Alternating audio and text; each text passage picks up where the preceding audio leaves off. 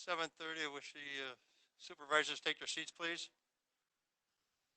Call the meeting to order.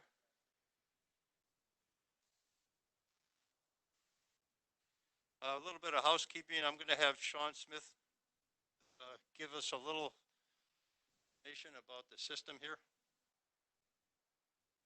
Thank you, Chairman. So we have a new microphone system. Some of you have already seen it and used it a little bit, but for those of you who haven't, we're just going to go over real quick how to use it and how it's going to best work for holding the board meetings. So the unit in front of you, if you look down at it, the bottom right button has a small light on it. When you are going to speak, you need to press that button. The light will turn red on the microphone like you see here. And when that happens, it turns the speaker off that's on this base unit. As soon as you're done speaking, you just press that button again.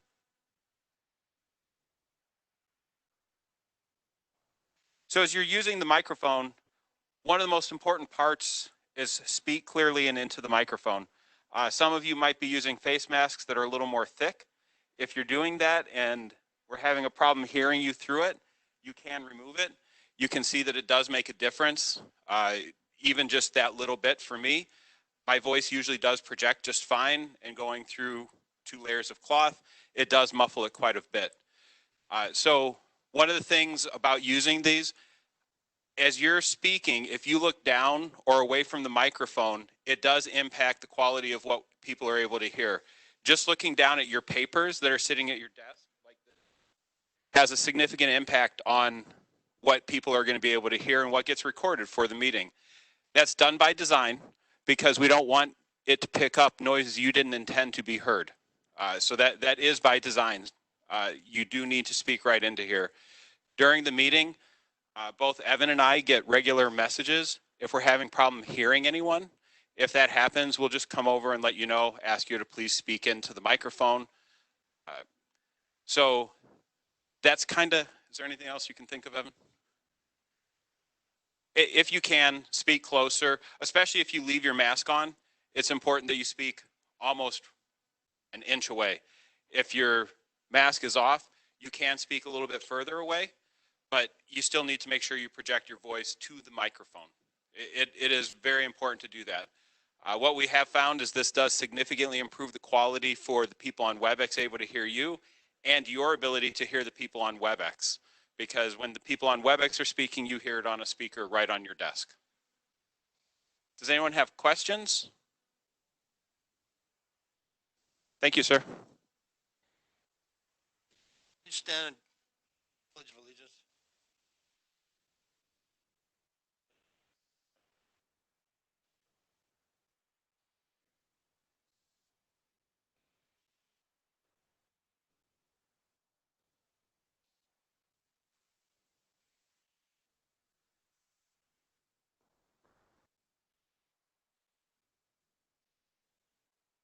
Sorry.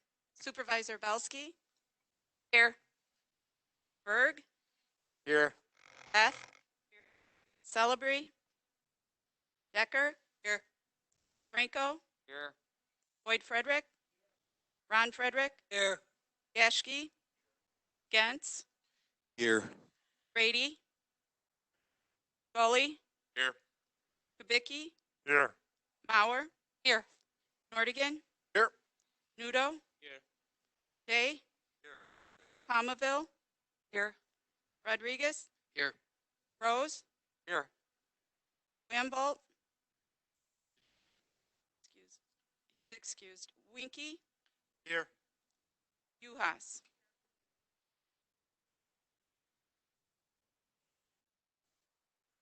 Citizens' comments.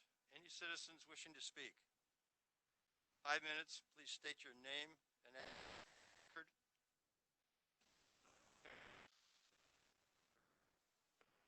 And can you also write your name and address on the sign-in sheet, please?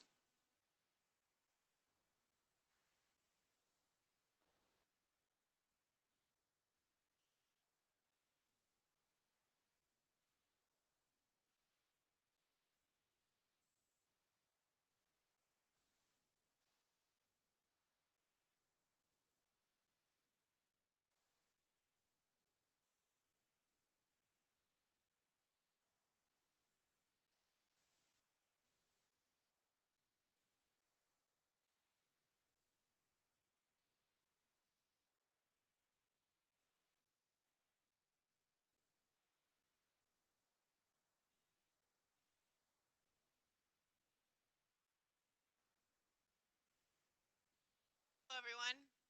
My name is Whitney Cabal. You haven't seen me yet, but you're going to be seeing a lot more of me. I'm here today because I'm fighting very hard on behalf of Black Americans that live in this country. I'd like to talk about a few things relate to what you'll be discussing tonight. We have a couple of good things on the table. Body cams, budget decisions about where vehicles come from.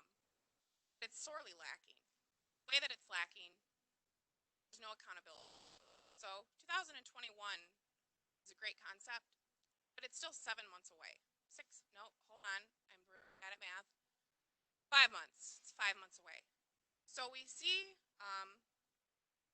in what has been written that, oh, I'm so sorry, is that better? I'm nervous. So we see that it is written, you know, that we're gonna expect the police force or the sheriff's department to implement these changes. But who's gonna be there over the next 5 months to ask if it's actually being done? I feel like 5 months is too long, because what we keep seeing happening over the past several years is that, you know, local governments and police departments and officials, they come together and they're like, we're gonna fix this problem. And then Black Lives Matter kind of fades off as a trend, okay? And it just kind of whittles away into the shadows. And that's not gonna keep happening, okay? George Floyd was the catalyst of a greater movement. And I feel like a lot of you in this room are forgetting that Martin Luther King was only 52 years ago, okay? So I'm proud of you for sitting down and creating this piece of writing and this policy that is the first step in what needs to be many steps, because body cams are not the end all. It's not going to solve all the problems. If you look at the other cities, body cams have been put. It's not a one-stop fix all. So I'm very proud of you, and I'm grateful that the leaders of my community are trying to do something, but we need more. We need for you to be more specific. We need more accountability. We need to know that while you're writing these policies, we can't whitewash it. We cannot create these pieces and then take parts away to leave it delicate so that it doesn't offend anyone or it seem too hard, unattainable. I feel like that's what has been done is word and verbiage has been removed. It has been extracted. That's counterproductive, because right now, as a member of this community and as a profound leader of the Black Lives Matter movement, all I'm seeing is a game of hot potato that says, we need to take and do something. So we're not going to actually hold them accountable. We're going to tell the police force that they need to do this by 2021, which is 5 months away. And it's no sustainable, urgent action. So I'm hoping that today when you talk, you'll listen to the protesters that are here, hear us, because none of us are going anywhere. And reality is while you've put in great effort, this isn't good enough. It's not good enough. We need more. And it's like I said, you heard me speak before, I'm not going anywhere. So you're going to be seeing a whole lot more of me. And I have a large reach online. That is where a lot of my advocation has been. And I will continue to reach. I will continue to make people uncomfortable. I will continue to challenge the very ground that this nation was built on. And I hope that you'll keep that in mind. That you will consider what is lacking in this policy that was written. Why is there no accountability? Why was it censored? Why did you retract items? Is it too hard? Too hard to do? Just hope that you'll think about that tonight. Thank you.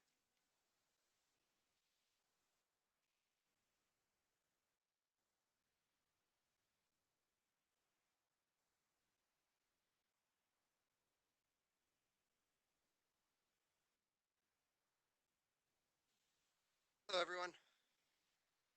So we're back. We were here at Could the you committee state your meeting. name and address, please? Yep, sure. Sorry about that. Kyle Flood, 6208 32nd Avenue. So we're here at the committee meeting. And unfortunately, you guys really watered down the resolution. And that's what's before us today. But I think you guys also all forgot that I was here last time, because I know rules of order and you guys clearly didn't. There were motions being made to amend after a motion to approve had already been made. You guys it's just kind of the rules of order went out of the window, I guess. But there's much bigger issues. For example, the comments made by Sheriff David Beth, who all of you seem to be putting a lot of faith in on this. Well, I just want to point out a few things he mentioned. He mentioned that we had a big violent protest on May 31st. I was out there. I was out there until it was done and everybody went home. Then whatever happened later that night, that's happened. That was outside people. That wasn't protesters. So to equate that to each other is ridiculous.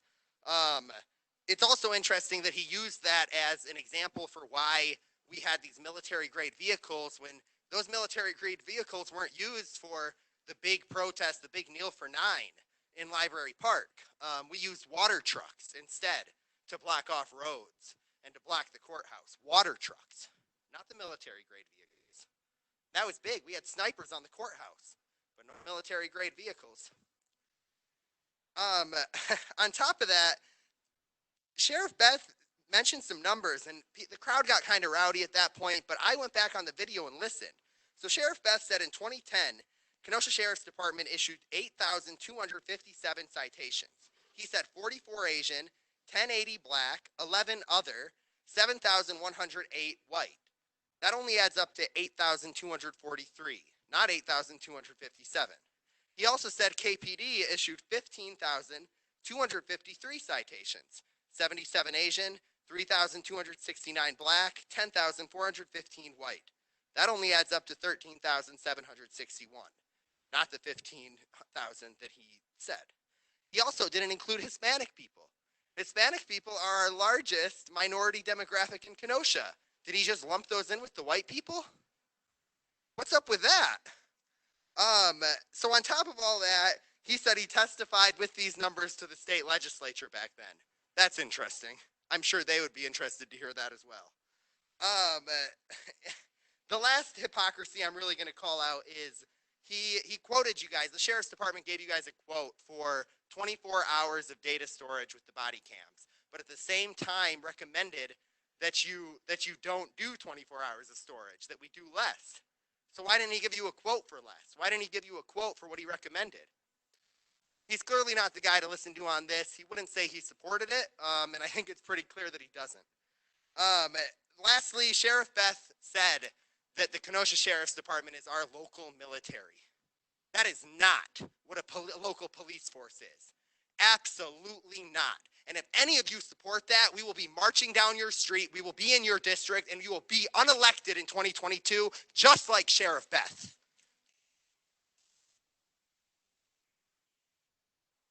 Any other citizens' comments? Thank you.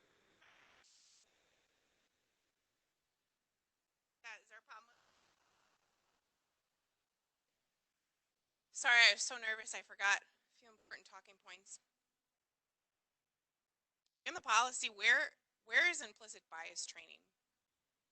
Where is the accountability to train our police officers to do better? Because the problem isn't with their outright actions, it's in their head, okay? The problem is systematic white supremacy and racism. And it's been brought to my attention that somebody said systematic racism doesn't exist. And I'd like to share with you that, you know, in the conversation of privilege and systematic racism, the income wage gap, okay? Mike?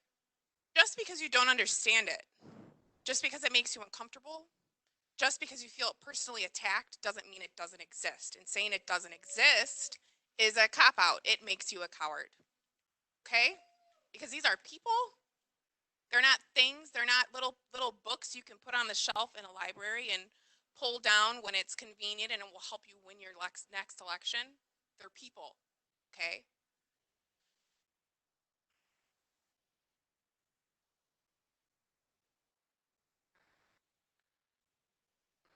This is very important. You lose your train of thought. I did, but you're going to be patient with me, please.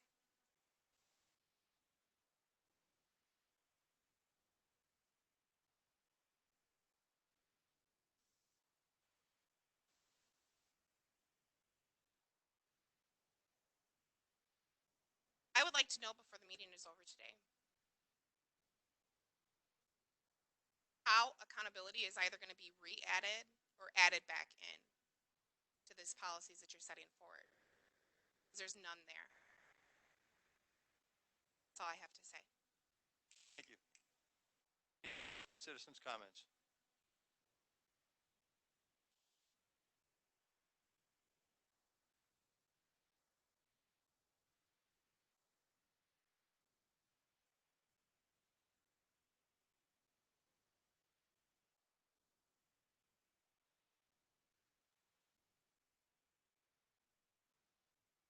Hello, my name is Joshua Garside Myers, 11224 63rd Avenue. I'm in the 18th District.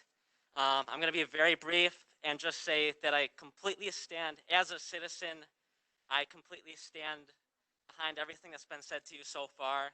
So you can add me to the list of people who stands by what is said. I also want to remind you guys that when you are presented with misinformation or fallacies, which happened on Thursday when Sheriff David Beth was speaking, he mentioned the number of thank you letters he gets from citizens to the sheriff department. I want to remind you who is here right in front of you right now.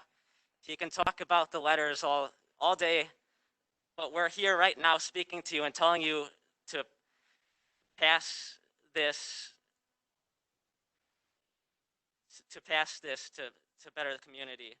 And yeah, so when you're presented with misinformation or fallacies, it's your job to call out people on it. You can't just sit back and be complicit in that.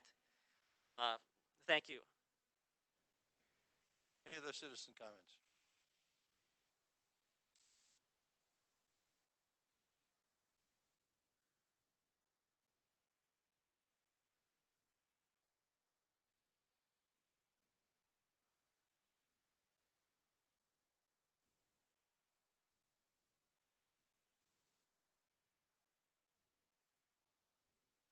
My name is Diamond Hartwell. I live in Jeff Gens District. Unfortunately, this is being recorded. I don't want my address out there. There are a lot of people here. I was here on Thursday, and the vast majority of you were here too. If you weren't here, you were online, so you know what I'm going to tell you. You should have passed this in 2016. You guys had another committee meeting for all the stuff that was left out from the 2016 resolution. If you take a look around at your peers on this board, I don't see anybody out there who looks like me. The last person who was on this board who looked like me, who brought up this exact issue, brought up one resolution that really covered both of these resolutions, y'all scared him off. He, to this day, will not step foot in Kenosha because Kenosha doesn't care about black people. Period. That is the belief that you are putting on people who look like me, people who look darker than me. That is what you are making your constituents believe by acting this way. And I also want to mention, Supervisor Gens, I was actually really impressed with how vocal you were on Thursday. I know some people don't like that aggression, they don't like arguments, they don't like that stuff. They want this to be to the point, whatever. I don't necessarily agree with all the things that you said, and I know I don't necessarily agree with all your politics, but we need that. We need people who are aggressive, people who are going to stand up. And if you are not ready to stand up, I have 2 years, 2 whole years to get ready to take all of you out. Thank you. Any other citizens' comments? Any other citizens' comments? Step up to the podium.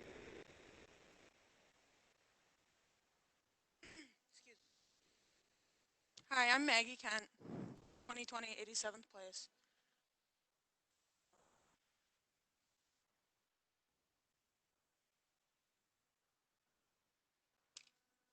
Excuse me, bear with me, I'm just a little nerves, and David Beth has been laughing at my the entire time they've been up speaking.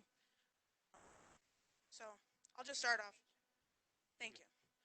I'll just start off by saying on January 25th, 2018, David Beth took to the microphone and started by saying he is tired of being politically correct. He went on to label several young members of the Black community as a cancer to our society, as well as to say, let's put them in jail, let's stop them from going out and getting 10 other women pregnant. In this country, in this community, in this state, we have to get to the point where we will no longer put up with the garbage people in our community. That is what David Best said. Those are direct quotes. He did follow it up with a callous, patronizing apology, but his actions today show me that he still feels that way. His comments are not only insensitive, they are damaging to members of the Black community. David Beth used several harmful stereotypes and very specific language to rally our community against Black people and in turn contributing to systemic racism. And I learned today, some of you on this board do not believe that systemic racism exists. Shame on you. By not acknowledging that it exists, you are contributing to it. This resolution, it's not a solution. It is a small step in the right direction. There's so much more work that needs to be done. I care deeply for my community, as I'm sure you all great people behind me, and we're here to put in the work. Thank you. Any other citizens' comments?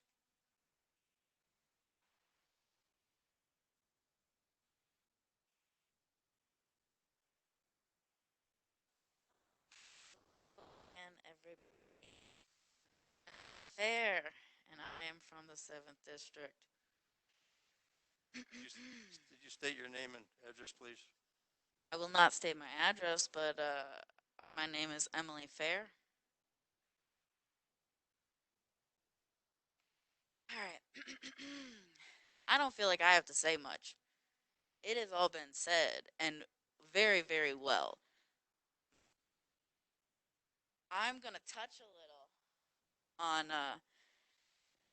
the last thing that everyone just passed, which thank you for passing that, the declaring racism a public health crisis. I appreciate that. That's a great first step.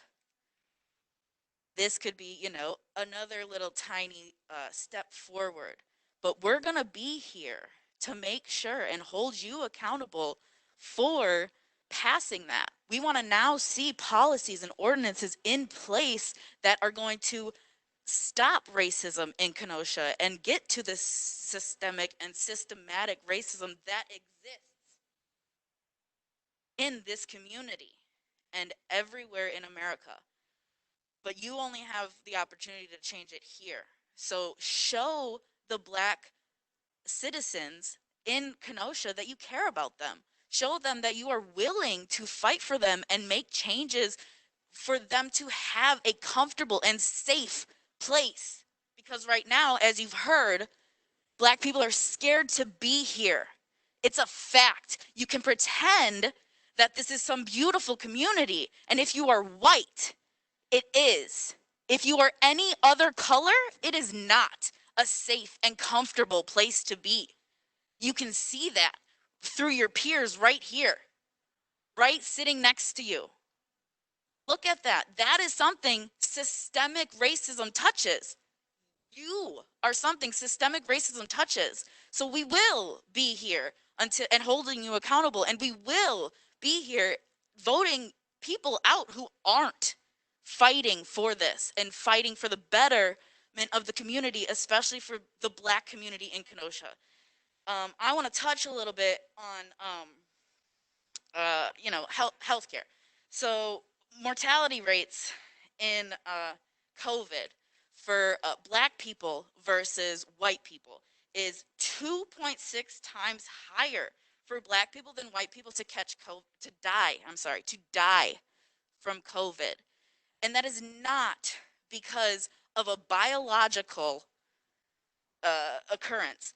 In infant mortality rates, little beautiful Black babies die at over double the rate of white babies, 13.31 versus 5.63. Again, there is no biological reason for this. It simply is racist doctors, nurses, and surgeons deciding themselves how much effort they want to put into saving somebody's life.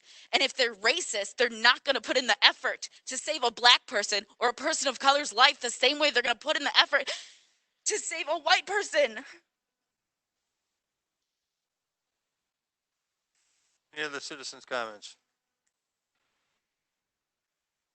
And I promise I'm done. You got a final thought? I do. Get I do. close to the mic. It's a good one. Again, Whitney Cabal. You know, as a community, we're counting on you to make policy changes. But I'd like to share something with you that I have started doing on my own because I don't feel safe in my community. Every single time that I pass a police car that's pulled over, doesn't matter what the cause is, I pull up next to it within a safe distance. And I sit in my car and I watch what's happening. And I look for any signs of danger either on the police officer's side or the community member's side. This is my silent way watching the police. Because our legislation and our police chief can no longer be trusted to keep the community's best interest in mind. So as I'm watching, if I see a sign of danger, I get out of my car and I kind of stand by my car, but again, I keep my distance. Police officers usually don't engage with me, obviously. I don't really care if they do. But I want you to know when you're looking at this policy is that you're the ones that can make changes. You're the ones that can incite urgent change. But the community isn't just going to keep waiting around, okay? And the police officers, we're reaching a point nationally, not just locally, where they don't longer answer to local legislation and government. They answer to the civilians. Any other comments? Sorry, it's me again. I just felt it was really important for me to add this in there. Just in case you are so comfortable in your position that you are not fully listening or fully caring about what everyone up here is saying. Today is my birthday. And this is what I'm doing on my birthday. Not because I particularly care about you guys pandering to appease my community, but because we need to move forward. Are you guys ready to move forward? Because once again, if you're not, I have 2 years to get you out. Citizens' comments.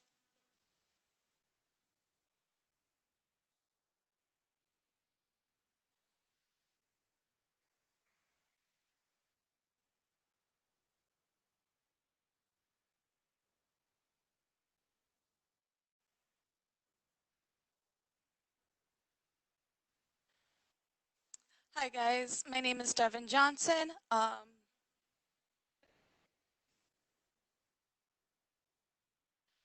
Fredericks. We live in Ron Fredericks district, and I just have a few words for you guys today. If you truly believe all lives matter, say Black Lives Matter too. We need to hear that. If you want improvement in the Black community, you have to say, we will help you.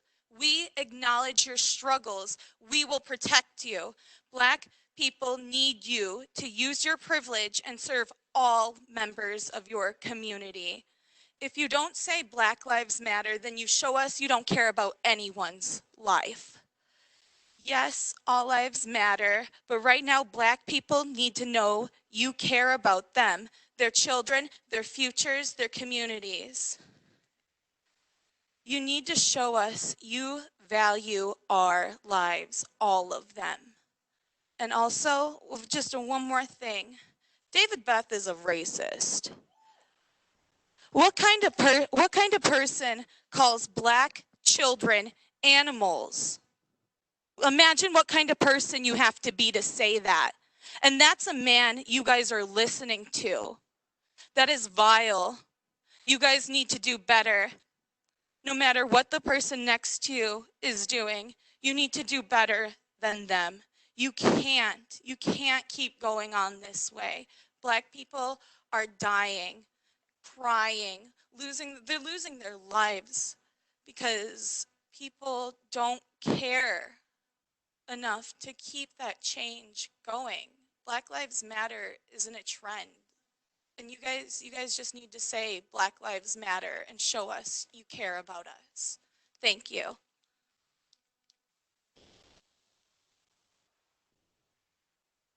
I think you're done. I just have one more thing. Are you going to silence me? Person of color? I think you had your 5 minutes. Sorry. Yeah. Somebody Yeah. else wants to speak? Well, I'm going to speak on her Somebody else behalf. come up and speak, please. Otherwise, citizens' comments are going to be closed. Do you want to stand with me? You can speak on my behalf. Yeah, why don't we hold hands? So we're kind of connected because you don't get to silence people of color I anymore. can't hear you. You don't get to silence people of color anymore. I'm sorry if I make you uncomfortable, but not really.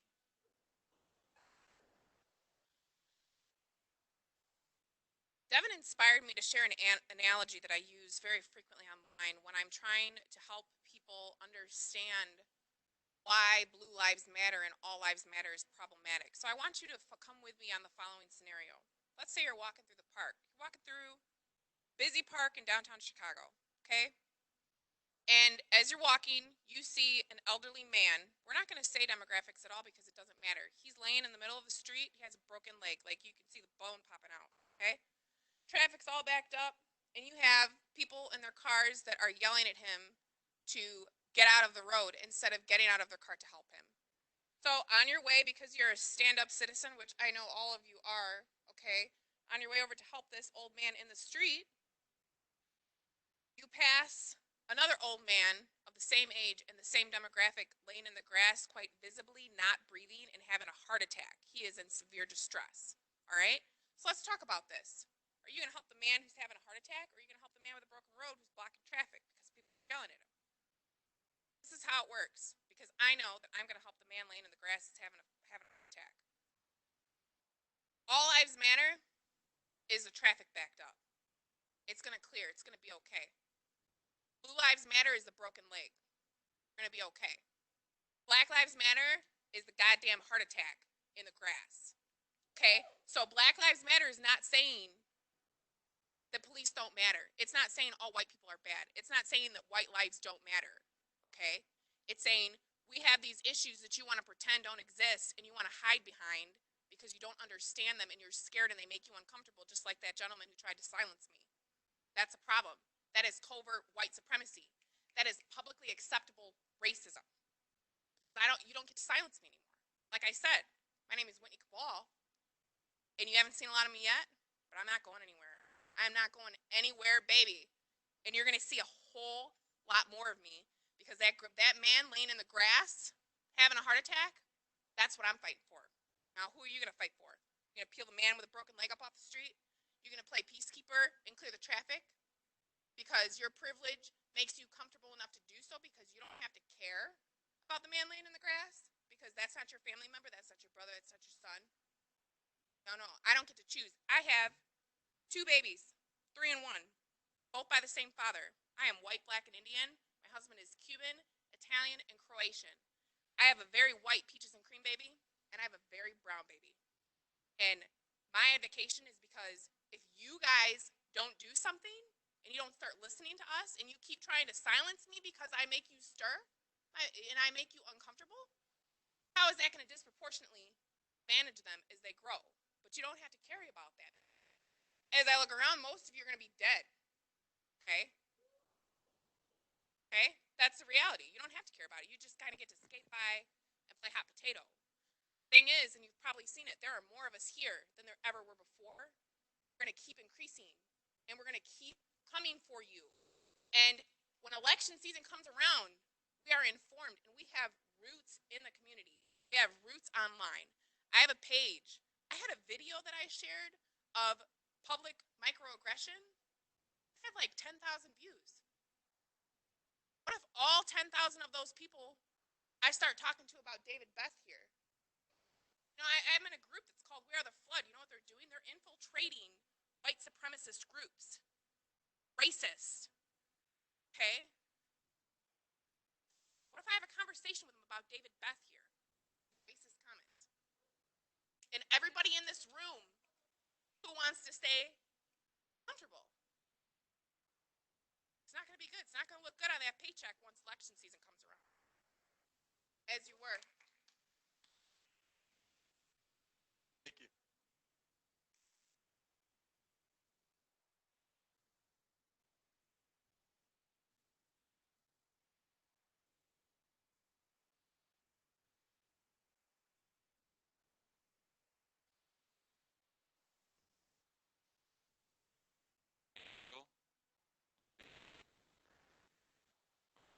I will keep this extreme.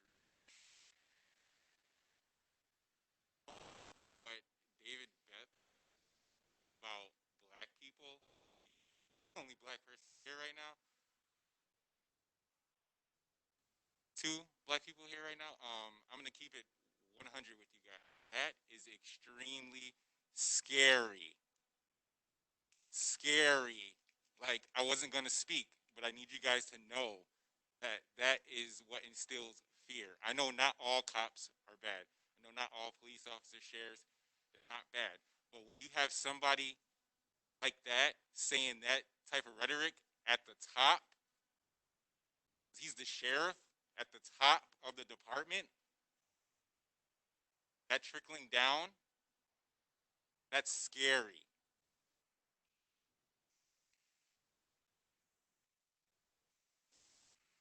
Any other citizens' comments? Any other citizens' comments? Step up to the podium.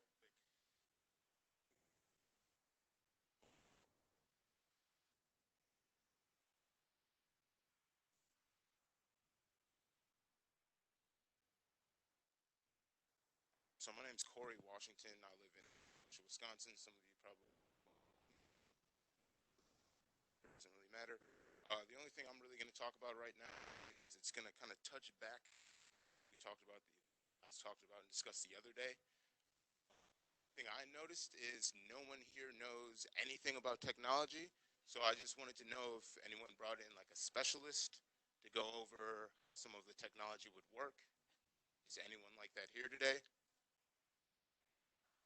Like anyone that's going to discuss to you guys?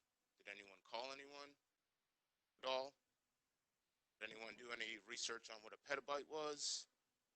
Does anyone know what cloud storage is? Care to research any of this stuff before you came back? That's the only thing to me, like, respect everything that everyone has to say. I respect everyone's opinion, but it's disheartening to know having a giant discussion about technology. No one cares to research what the technology is, how it works. They just allow people to come up, say certain things to them, say numbers, say words that they've never heard before, and no one cares to do any kind of research. You know, it's, One speaker at a time, please. I'm not trying to like demonize anyone or point fingers or place blame on anybody or anyone's ideology. Everybody feels things.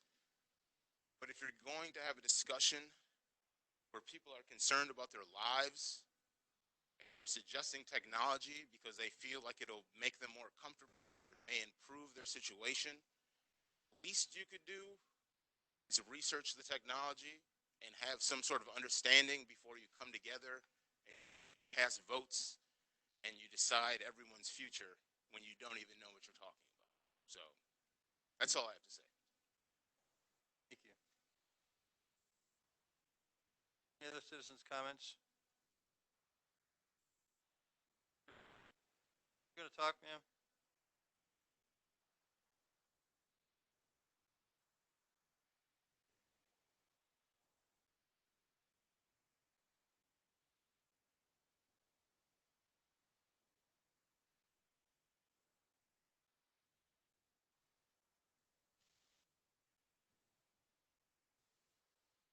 Hello, my name is Dionise. If you can hear me right now, let's take a deep breath. No, like I'm serious. Let's take a deep breath.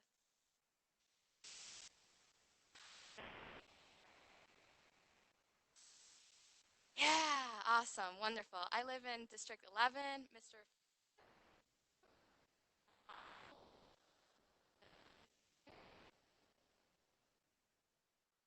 Hello, nice to meet you. All right.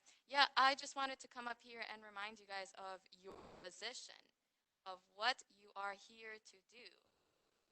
What a privilege, what an honor it is to represent this wonderful city, to represent these counties. That is an honor and a privilege. You have come here to better our community, to help everyone and everything. And I'd just like to remind you that when you look back in 5, 10 years and you're telling your grandchildren, you're telling your family members of what you did on this county board, I want you guys to feel proud. I want you guys to feel like you accomplished something, despite however long it takes to put body cameras in the city budget. So if we could prioritize that for this upcoming year, 2021, that would be wonderful. That is what is needed. And I want you guys to feel proud about that. I want you guys to feel like you finally accomplished something. And so when you look back in a few years, you can say, you can proudly commit, you can proudly exclaim, this is what I did for my community. I'm still learning about the processes of local government. I understand this is hard. There are many of us out here, and you also have to listen to all of us, which we are, yes, we are being critical of you because we care about this community, because we are holding each other accountable, and we are holding each and every one of you accountable up to, to help this community that we are all a part of. Again, I please urge you to reconsider and to reflect on what it means to be a part of this board, to be an elected official, and to remember that we are here and we are not leaving.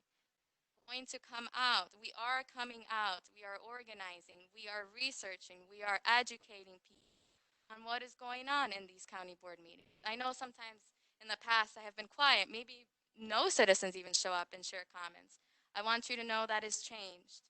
I want you to know that local government is becoming more accessible to all of us, that we are filming these on live streaming. We're putting it on Facebook. People are going to be able to watch this back and see what you are discussing, to see what you are standing up for, what you are planning to do, and what you are actually doing. So again, if I may ask you to take a deep breath and reflect on what it means to be an elected council board.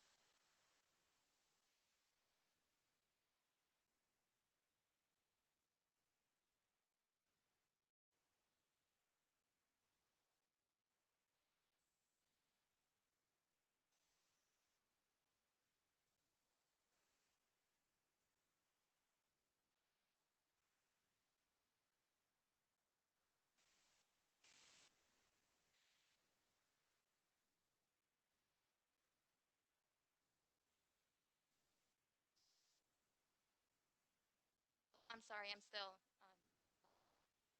last few seconds. I'd like to thank you for your respect.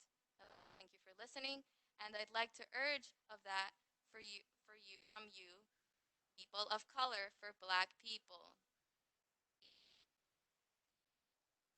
Thank you. Citizens' comments. I just want to know because I wasn't paying attention. Who was it that silenced?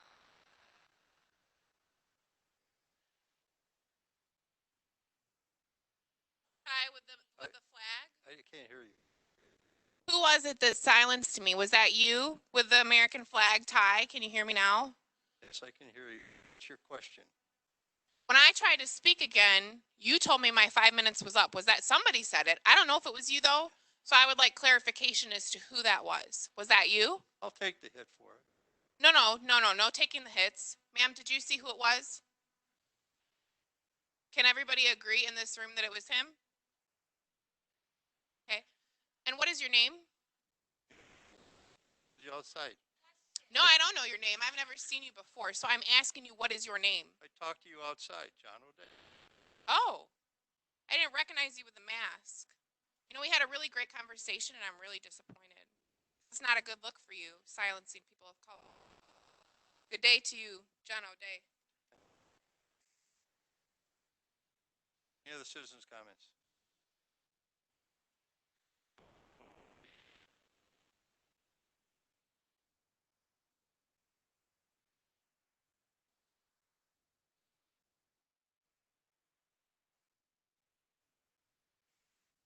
I'm Stephanie Nez. I live at 5944th Avenue. I just want to talk about, I think you're seeing a big response from young people right now, obviously probably more than you've seen in many of these meetings before. And I just kind of want to explain what we're seeing in the police force specifically that is making us respond in this way. I think a lot of us, in response to the tragedies that we've seen, have educated ourselves about the structures of power in this country. So this is why we want to intervene here. And I think body cameras are a really great start, as people have said. People have also said that that's not enough. And maybe to some of you, that's not necessarily specific enough. It just sort of doesn't have a lot of meaning. And I think what the idea behind that is that, we're focusing on individual people who are or are not racist, and that hasn't necessarily had very productive effects in the past. So the reason that we're talking about the structure of the police department is because we are seeing the result of a structure that was constructed in a way to enforce oppression. And so we're actually responding to that structure in and of itself, and not necessarily to individual people who are the result of that structure. So the reason that we're calling for such large change is not because we're responding to individual people, and I think it's really easy as a person who knows police. I have family who are police officers as well, and you can say, I know police officers, they're good people, and they really want to help the community. And that might be true, but they can't avoid the structure that they were constructed within. The structure was created for them to protect each other above all else as a survival technique, and that makes sense. That's how people, you know, that's human nature, to want to protect the others around you. But because of that, it has created a toxic climate for police officers, even well-intentioned police officers, to do what they are intending to do, which is to serve the community. So I just kind of want to make that distinction, that the reason that a lot of us are upset about the police as a general thing is because we're not seeing the results from identifying individuals who are engaging in racist actions. We want to see change in the structure of the departments themselves. And we think that the only way that we can actually see change is by sort of taking apart the structure and making changes within, rather than identifying individuals who really can't help but be part of that structure. So that's kind of all I wanted to say. Thank you very much for your time. Any other citizens' comments? County Clerk.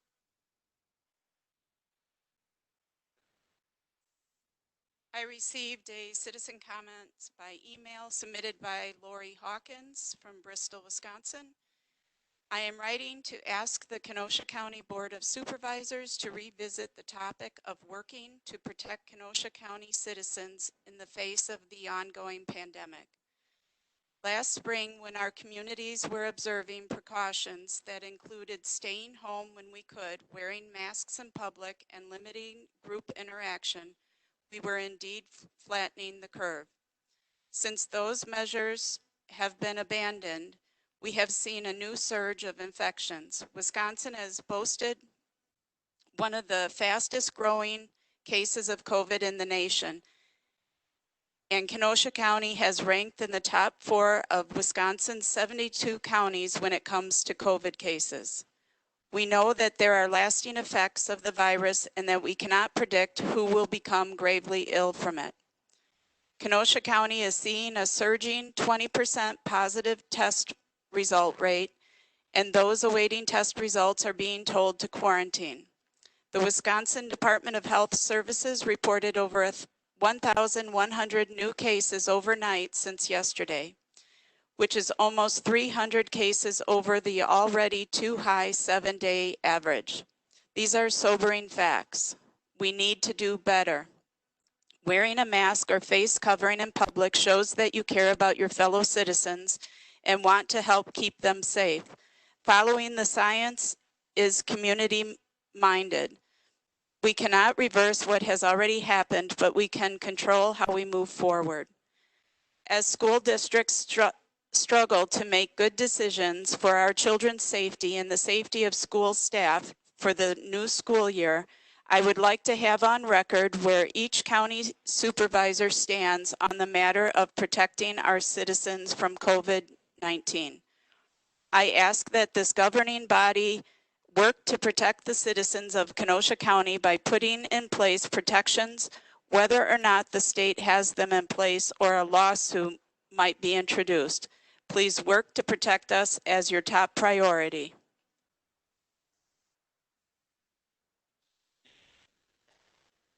Thank you.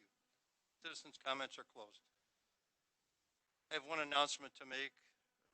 Supervisor Laura Belsky was chosen for her charity this month, Kenosha Firefighters Care Foundation. I will donate $200 in your name this month charity. Supervisor reports. Chairs. Reports. No. Thank you, Mr. Chairman. Can you hear this new microphone setup? Am I speaking distinctly? We had our meeting this past month.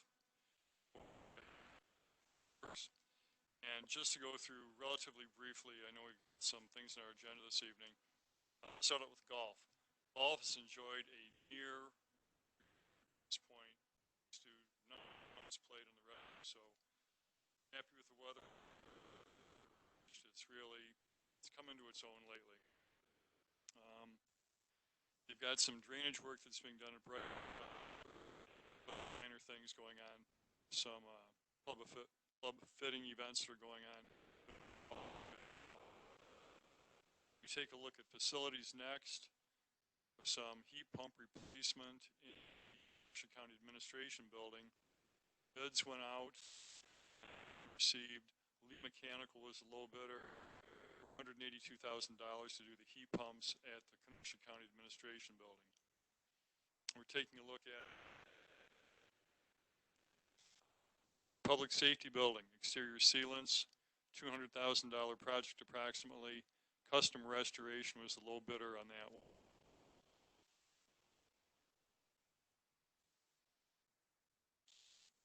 Taking a look at a little bit more facilities here. Anderson Arts Preservation pretty much wrapped up the reservation or the preservation of Anderson Arts. That project is near completion. Ongoing, which you've all heard a fair amount about, the ceremonial courtroom restoration scoping project. That is where portions of the ceiling have been removed for public inspection so that anyone who's interested can take a look at details in that full and ornate courtroom building. Think that at least through the end of this month, in July, any interested parties who want to see the ceremonial courtroom progress will be allowed to do so, and there are tours to facilitate that. On our highway reports. Highways are always active. This is a big construction time of the year. We have completion now of a County E trail project, which runs from approximately 22nd Avenue east towards State Highway 32, which is Sheridan Road. Brookside parking lot, that is complete.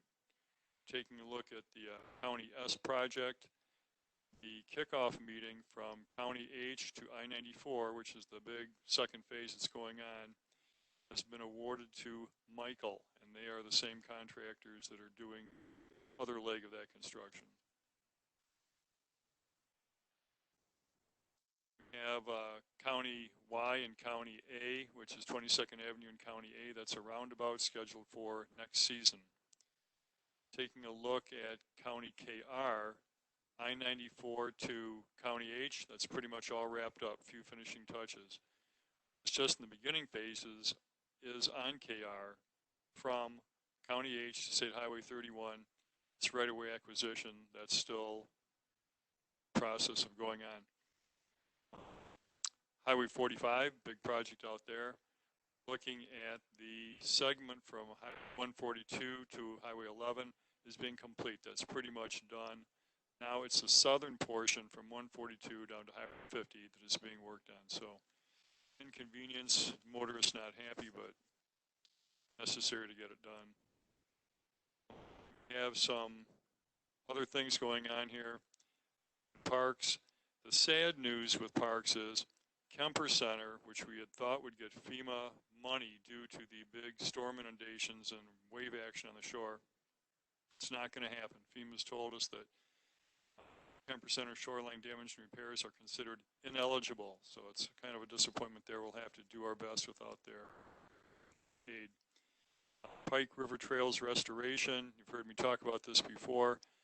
Some fairly steeply contoured areas that are adjacent to County JR. The south side of Pets are being worked upon. I think, without further ado, that wraps up my report. Thank you. Chair reports. Mr. Chairman, that's me. I have a question through the chair to Supervisor Grady.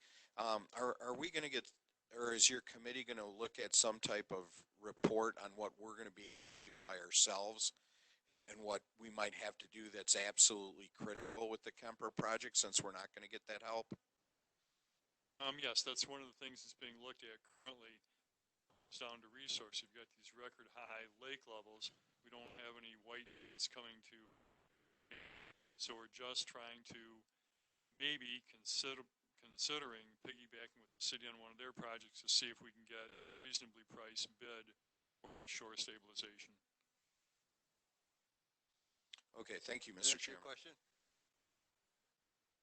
Jeff? Yes, thank you, Mr. Chair, and through the chair to Mr. Grady.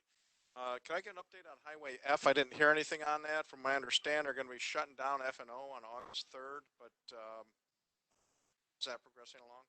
I don't have a great deal of specifics on there, but I do know it's one of the larger projects we have to do geographically. It encompasses a very large area, and they've been doing the initial grubbing, stripping of the soil, and so forth. But in terms of actual traffic flow and how that is panning out at the moment, I don't know. I can look into it, and I can certainly get back to you on that, Supervisor Nordigan. Thank you. They did advertise August 3rd. They're shutting down F&O. So I'm surprised you wouldn't have had that already because somebody had to put it out there. No, I did not have that in my list, but thank you. Thank you. Question?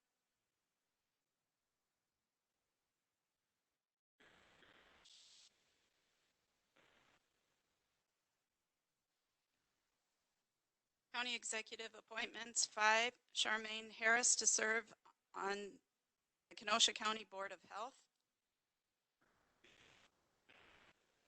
Old Business Ordinance, second reading to required Ordinance 6 from the Finance and Administration Committee, an ordinance amending the MCKC Chapter 3.631 penalty on delinquent taxes and special assessments. From Finance and Administration Committee, Rose, nay. Gentz, A. Uhas, A. Frederick, A. Wambold, A. Franco, A. Kubicki, nay. Supervisor Gens. Thank you, Mr. Chairman. This started out as a constituent calling me, having some trouble. You want to move Okay, I'll move the motion. second by Supervisor? Oh, man, you burned my roll. Okay, I got a call from a constituent and they were having trouble because of the COVID, coming up with a tax payment on time. They had gotten a stimulus check and then made due on it, but they had penalty and interest that was due on that. So I looked into it and we have no control as a county over the 1% interest penalty, but we do have control over the 0.5% penalty. So I worked very diligently with Patty at finance, trying to figure out a way to get us to be able to waive the interest as well. And I couldn't come up with a way. That's a state thing that we have no control over. So after exhausting every avenue I could, I came up with just eliminating the penalty portion, which is 0.5. I think that there were a lot of people impacted by this. I'm not putting this out there just to placate people who don't pay their taxes, but there's a lot of people that lost jobs and were undergoing a hardship during the time of the shutdown, the stay at home, that type of thing. So I wanted to do something for the constituents and the taxpayers. It's not as much as I really wanted to do, but it's all we can do. So that's really where I'm coming from with this.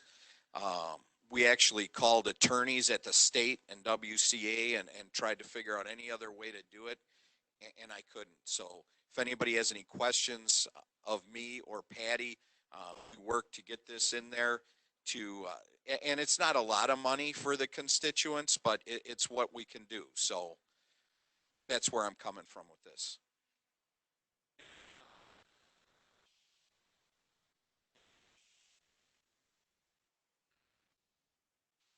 I would like to move to amend this resolution and replace it with the resolution authorizing a taxation district to waive interest and penalties on property tax payment installments due on July 31st, 2020. Handing out copies. Second.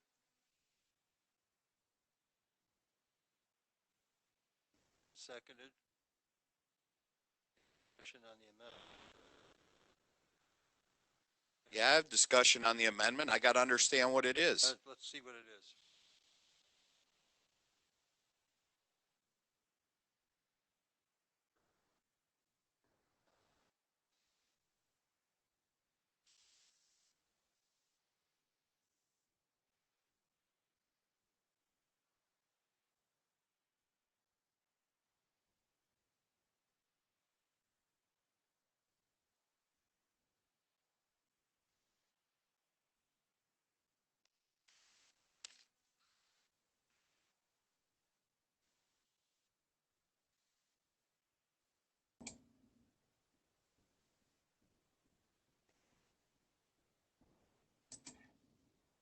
Your amendment. Sure. Is it on here somewhere?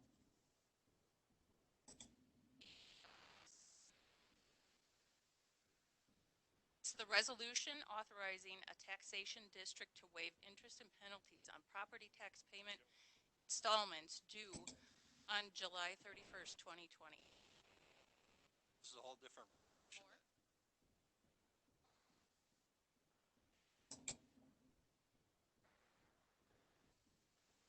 I'm going to give the floor back to Jeff for now.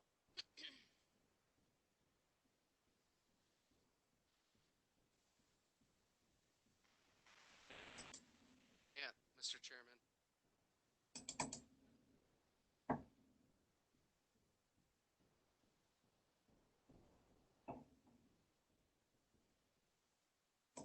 This is a complete resolution. It's not an amendment. It's an amendment, but it's very similar. It's my motion and it's not similar. And I don't accept this as an amendment to my motion. Well, Mr. Chairman, if I could, this is a motion to substitute, which is in order. It's not an amendment, but it would be substitute this one.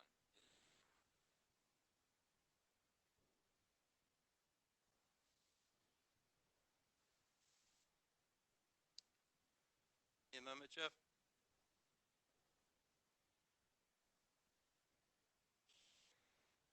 Passed it out. That was the end of it. No, I'd Take actually, the floor then. That's fine. I would actually like to read a letter from a constituent, Gordon Food Service, who contacted me in regard to a penalty abatement to their property taxes. I'm writing to request recent penalty abatement for $75,872.94 for parcel number 082223040303001, located at 10901 38th Street, Kenosha, Wisconsin. The food service industry and Gordon Food Service, GFS, more specifically, have been significantly impacted by the COVID-19 virus. The company overall suffered a swift and severe decline in sales from mid-March forward. Our business has been particularly hit hard with the government closures of our largest customers, restaurants, in many, if not all, locations in which we do business. Many of our customers were not able to meet their obligations in a timely manner as they struggled during this challenging and unprecedented time. In addition, our resources within the company's tax department have been strained with loss of personnel, coupled with new and changing tax rules and regulations, government programs, etc. Finally, it is important to note that we have been in good standing in the past, and solely due to this hardship, we struggle with meeting our compliance requirements in a timely manner. Due to these reasons, the payment due for April 30th, 2020 was mistakenly overlooked, and the resulting penalty and interest were imposed. We realized in June our error immediately and called and determined what was due. We are now current with the full amount of $1,264,549.09 paid. By way of background, we employ approximately 400 people at our location. That includes warehouse employees, drivers, and office staff. While our numbers of employees have been impacted as an essential employer supporting the food supply chain, our Kenosha operations have remained open, serving restaurants, hospitals, and other institutions vital to our communities during this challenging time. We are aware there is legislation to offer relief to businesses and would like you to consider having the relief be retroactive to GFS. We are simply asking for the same relief and appreciate your understanding and awareness of this hardship our industry and our company has faced, along with so many others in the early days of the COVID-19 crisis. Our intent is to maintain our positive relationship with the city of Kenosha, and we look forward to meeting our obligations in the future and working with you to see our company, communities, and our country through this difficult time. And she signs it and writes, she's the tax accountant. I would like to go on to say, if you look at your packets, I've included on the back page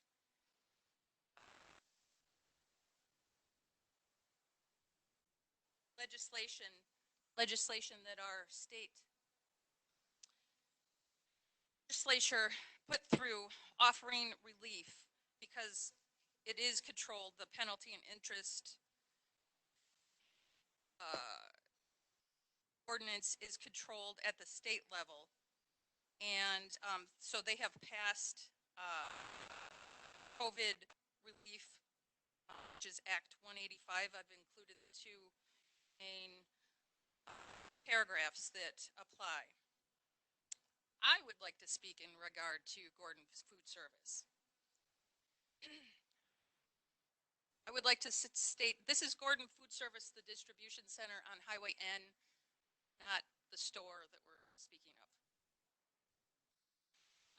Gordon Food Service employs 400 people. County, very good, very family supporting jobs. Their benefits are next to none. The unheard of perks such as a 4% 401k match with a possible 8 to 9 profit sharing on top. 8 to 9% profit sharing on top. They take very good care of their employees and they treat them like family. GFS has 14 distribution centers in the US with more in Canada. This $75,000 that we're talking about here is not the only penalty that they have incurred for missed property tax payments. Their business down by 50 to 60%. This is not surprising. They've requested abatement in other locations and they have Does Kenosha County want to be the only one to penalize something that was completely out of their hands? This was not due to bad decisions, bad borrowing, bad business. This was due to the pandemic that was out of their hands.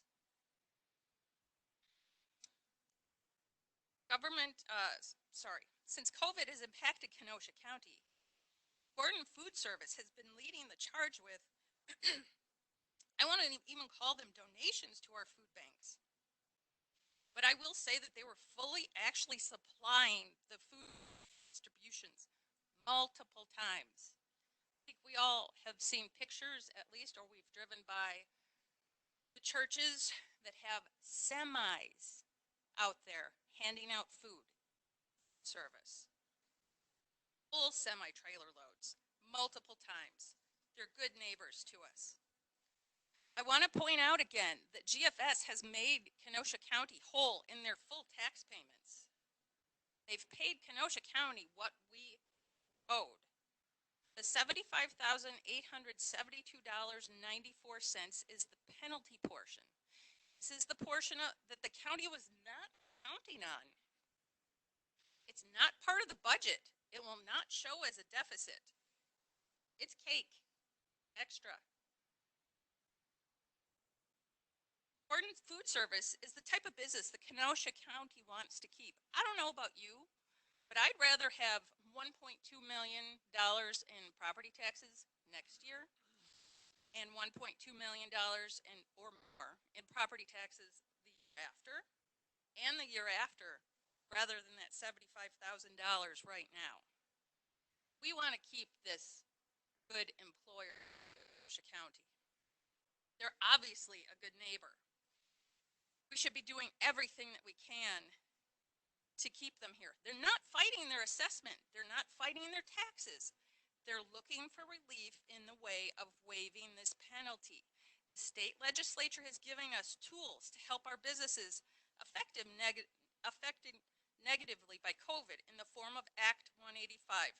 Let's use it to help Gordon Food Service and other businesses that help us and the community. A vote against this resolution is a vote against GFS.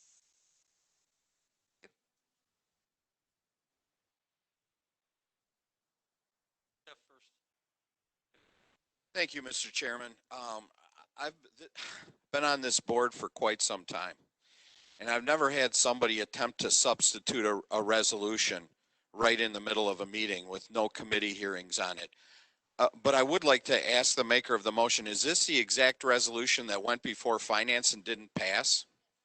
Okay, so we get a resolution that gets sent to a committee, it doesn't pass, and it just arbitrarily gets substituted for another resolution on the board floor. That's absolutely ludicrous. Unbelievable. I mean, this needs to go back to the committee at worst. Hey, I want to keep Gordon Foods here too. But guess what? You guys, nobody on this board that was not at the finance meeting understands that there's other things that are going into this. Like, we have to front money for school districts and such in September to make them whole. We would have to go out and borrow money and incur debt and make these other places whole and then maybe get paid back. I mean, you can't just substitute a resolution. What is this? I've never seen this before. So obviously I'm not going to support it, and I think it's out of order. Worst case scenario, it should be sent back to a committee if you want to revisit it, but finance already voted this down. Okay, finance did not pass it. Okay. Okay, that's fine. Finance didn't pass it. So I have the One floor, person- not entering into a debate. So You done, Jeff? I'm just getting started, but I'll let other people speak. All right, Terry? All right, thank you, Mr. Chairman, and I think a resolution like this is certainly proper substitution, but it is one that's a little more complicated than that which was some once over lightly by. So I would certainly want to see Gordon leave the community, but there are some facts that I would like to know. Who else would this be affected? Talking about those things are facts that the finance director research and bring back to the committee. Because I'm particularly concerned about the financial impact, and if you take a look at your packet, you'll see the analysis done here by the finance department for us as to what is the fiscal impact estimate based upon COVID-19. It's a sobering figure here, page 2, and while there are $1.5 million of grants, the projected cumulative fiscal impact is to date $1,866. We'll about that when we enforcement issue is debated at a joint committee, and why where the money would come from if we finance it in 2000. All of these issues are big financial issues that ought to be. Appreciate the resolution here and the complexity of it. But with that, I would move issue Mr. Gentz's resolution as the substitute referred back to the Finance Committee and commitment that it be returned to this board at.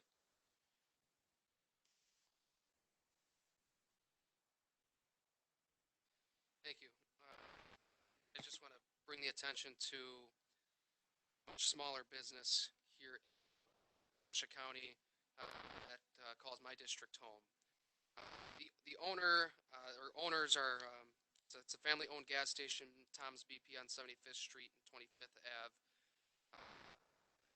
I just want to draw some attention. They called myself. It sounds like I've got colleagues here tonight that receive phone calls as well from whether they're business owners or just homeowners who faced financial hardship because of the COVID-19 pandemic and have been or were unable to pay their property taxes on time.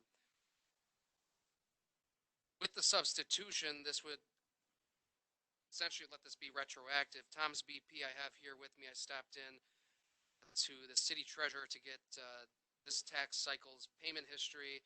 Stopped in to see our treasurer this afternoon as well.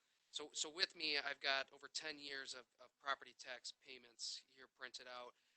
And what I want to draw attention to is this family who came here, moved here, decided to start a business that is, quite frankly, beloved by the neighborhood that it's in. They've been great even before I was on the county board. It's incredibly friendly, always there to help neighbors in times of need. They pay their property taxes on time every single year, going back over 10 years. And I'm not going to mislead the board tonight and say they've never had late tax payments, but the last time that they did was 2008.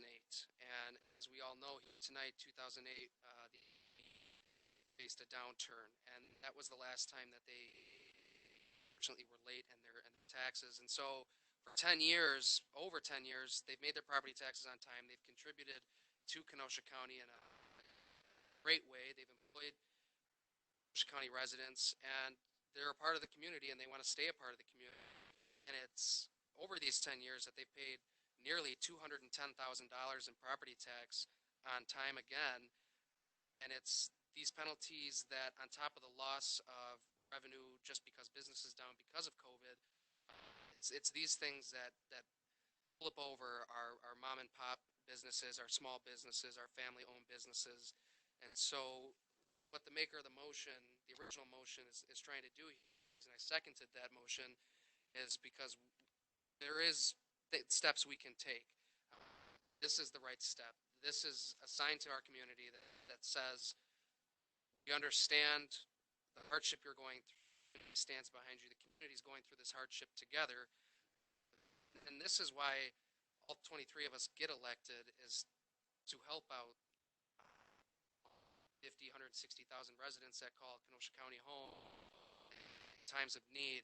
And as Supervisor Rose stated, you know, we do have a deficit that we're foreseeing, and this is something that we have to face as a local government, to take this on head on. But at the same time, we can't pass that burden on to the taxpayers. We've got where we can alleviate some of that. Discussion.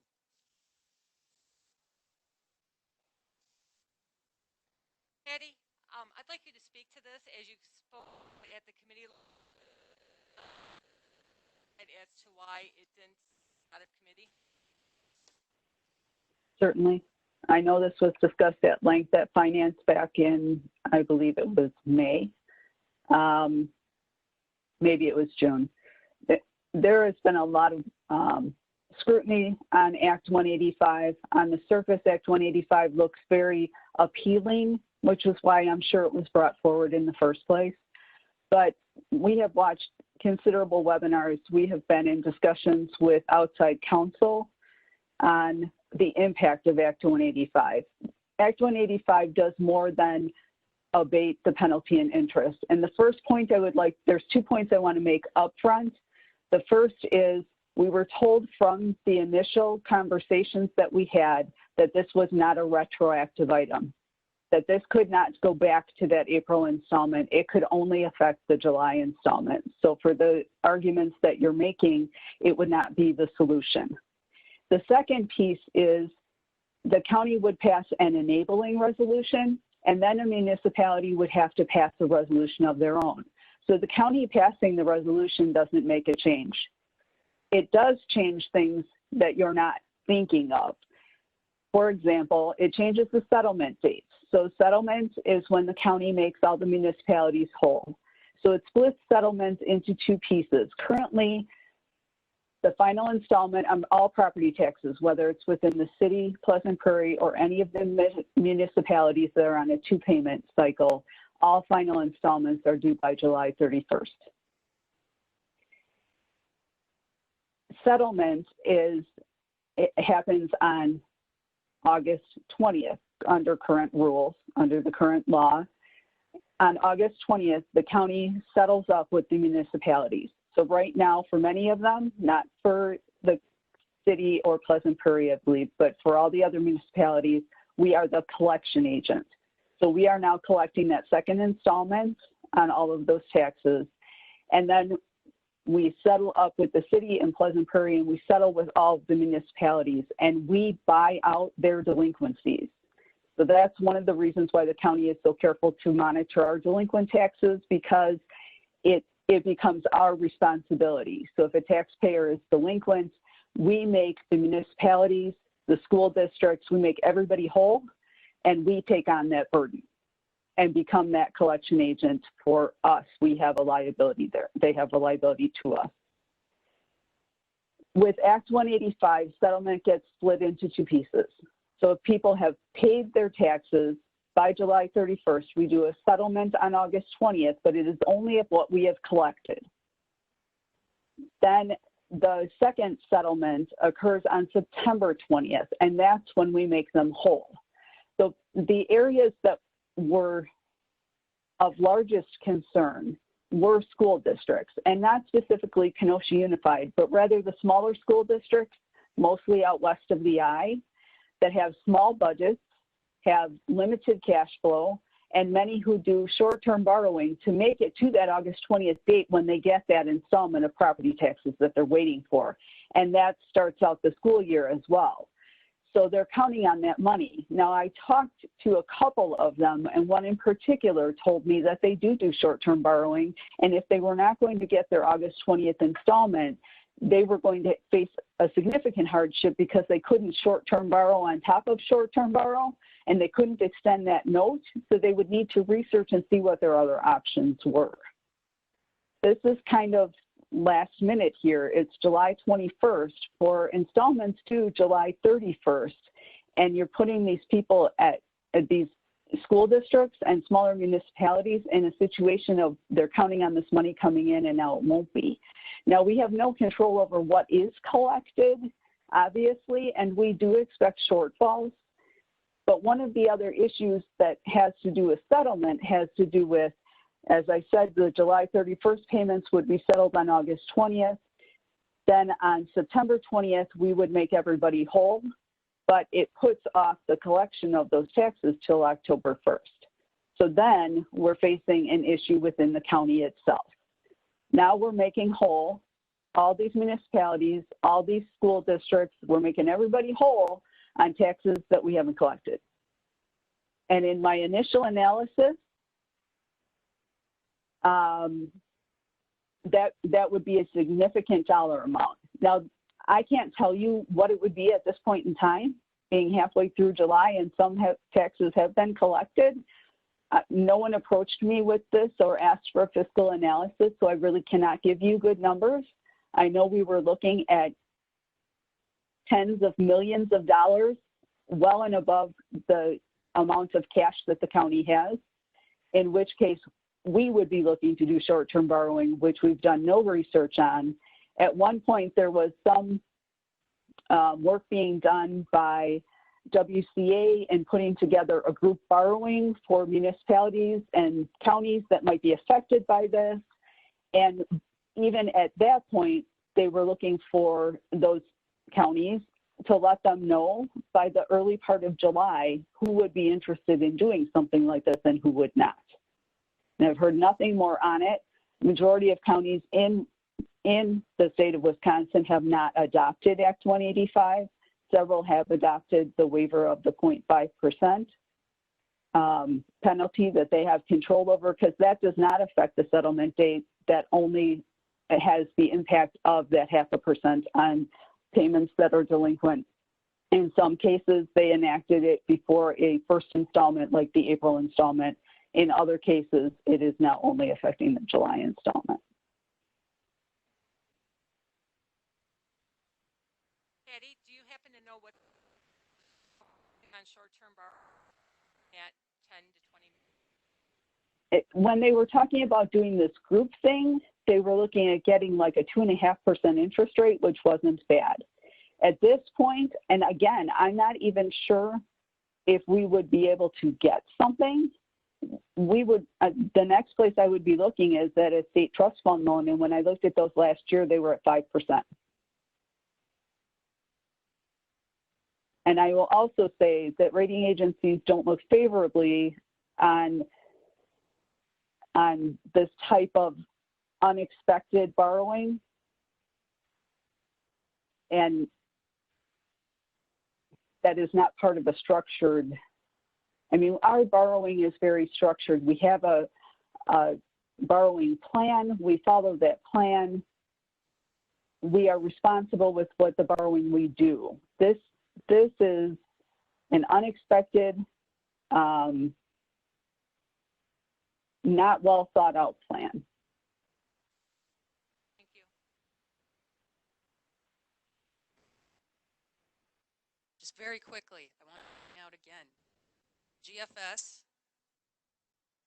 constituents that Supervisor Rodriguez is speaking of, is that Supervisor Gentz was speaking of, all paid their taxes in full.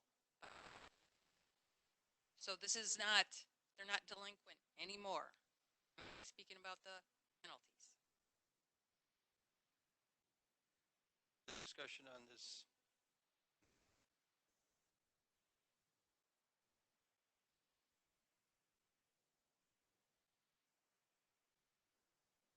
Mr. Chairman, did Supervisor Rose make a motion to send this back to finance?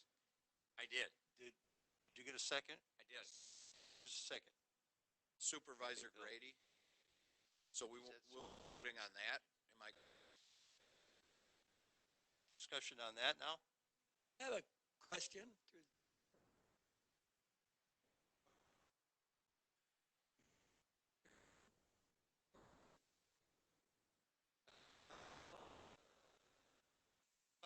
trying to figure out, did they miss their payment? Is that what it was? Somebody would answer that, please? Correct. So they were late in their payment. Correct. So that, and where are they, in town? In the city? I believe that both my resident and GFS are technically within the city of Kenosha. Okay, so the city of Kenosha, then, once they missed that first installment today? I can't answer for Supervisor Hauer. My constituent was the second installment. Okay, so then the city of Kenosha missed your first now you have a 75. Second, okay, second one. And now you have a penalty. Second and third installment would have said once you missed that second installment, penalty went on taxes. That was the balance. In other words, 2/3 of their taxes were penalized. That's where the penalty. Push your mic, please. Believe they paid their third installment. They paid their first installment on time. Yes. It's the second installment by some clerical error. Nope, COVID. A lot of people in this room, they were. Some of them missed their second installment. This corporation can survive paying a penalty. If they miss their payment, they miss the payment. What's the problem? If you miss your payment, you have to pay the penalty. Sure, they're not alone. Sure, a lot of homeowners did the same thing. GFS isn't going to go broke. I don't know if you know the margin on food. It's razor thin. You know what? GFS is a big corporation, and I appreciate them being, but they missed their payment. A lot of other taxpayers missed their payment. They're probably paying a penalty. So we're going to do this for everybody? Just GFS, because that's what we are going to do. Somebody in their finance department screwed up. I'm going to talk about the motion to refer. This is ridiculous. Okay. Motion to refer is a discussion.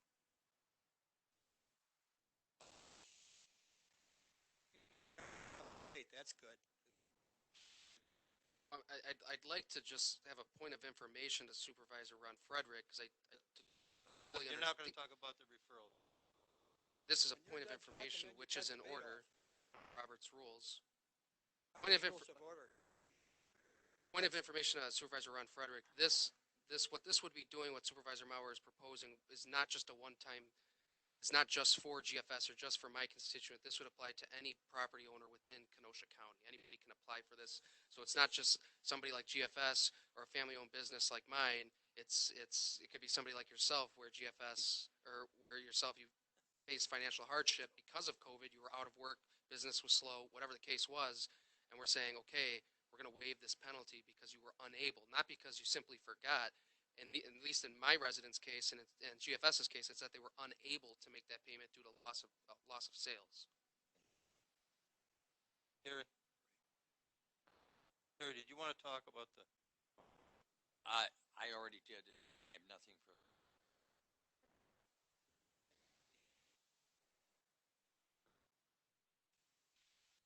I still have the floor after I was interrupted. Okay. Talking about the original resolution that Jeff Finance Committee sent that they would forget that 0.5%. That would be for it was late. It's your second installment.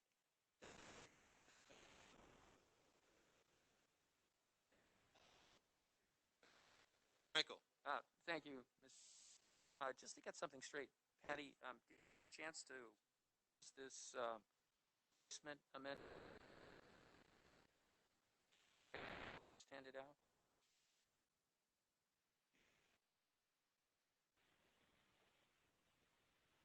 Who did you address that to? Patty, can you hear me? Supervisor Franco, you were breaking up. Could you speak into the microphone? Okay, I'm practically swallowing the mic. I try to get as close as I can. I'm sorry. Did you get a chance to look over this amendment, replacement amendment resolution, whatever you want to call it? that we're looking at right now? Have you had a chance to look at this? No, I have not. Okay. Now, a comment was made that it was what was originally proposed by Supervisor Decker. If it is that same, then I looked at it at that time. But if it is different at all, I've not seen it since. And obviously haven't updated any projections with any changes from what we were originally looking at back at that time. So then this resolution is identical to the one that the Finance Committee decided not to move on in June. I do not know that. Okay. I thought I heard that said. Okay, if it's the same thing and it's identical, and there are no changes to it, and we voted it down for all the reasons that you mentioned. Okay, well, it wasn't moved for all the reasons that you mentioned. Why should we refer it back to committee if there's nothing substantively different with it? I mean, if there was an amendment, or if it was actually something different than what was originally presented, something substantively different, then I would say yes, refer it back to committee. Let's consider the new ideas that are presented. But if it's identical to what was not moved on, and we rejected it, the majority of people rejected it at the Finance Committee for all the multiple reasons that I remember now that you mentioned and others, why would anything be any different? We're just doing a redo here for no reason.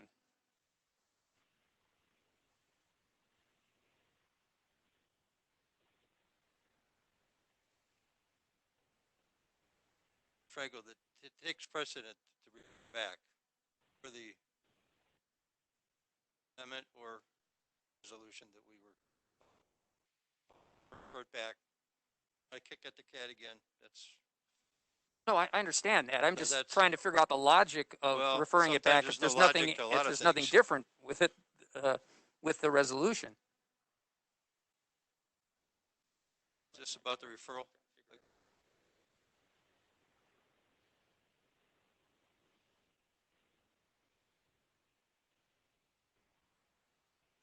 Thank you, Mr. Chair. I think the logic in this and setting it, or where Supervisor Rose, if he wants to send this back to committee, and I'm opposed to that, the reason we brought it here tonight is because what I'm starting to see of myself, what I'm starting to see this common occurrence happen again and again, is where committees or supervisors don't want to go on the record with a vote one way or the other, and things die due to lack of emotion to whether not pass it or to pass it. If you don't like something in committee, make a motion to vote it down, to not send it to the county board. What we saw here was a committee decide to do nothing and use, what we would look at a federal level from the president as a pocket veto, and do nothing with it. And so what Supervisor Mauer and and myself are doing, and I'm sure others in the room share this sentiment, is we're looking for a vote on this tonight so I can go back to my district, so Supervisor Mauer can go back to her district, and the rest of you can go back to your districts and say, this is what I tried or didn't try to do for you. But the lack of action at the committee level is why it's gotten to this point.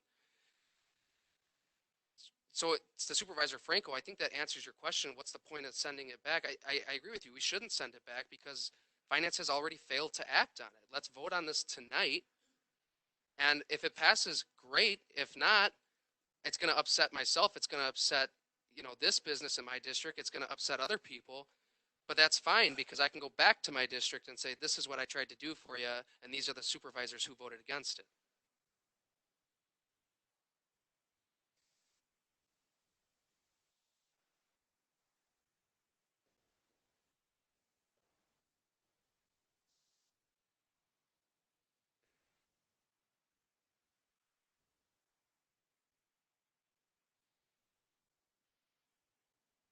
If I may, there's a question being raised about acting or not. I was not at the committee meeting. My understanding is that Supervisor Decker's resolution and against his proposal on the table, really not able to act on both of them. Sort of was an either or nation. Finance committee forwarded one and didn't the other.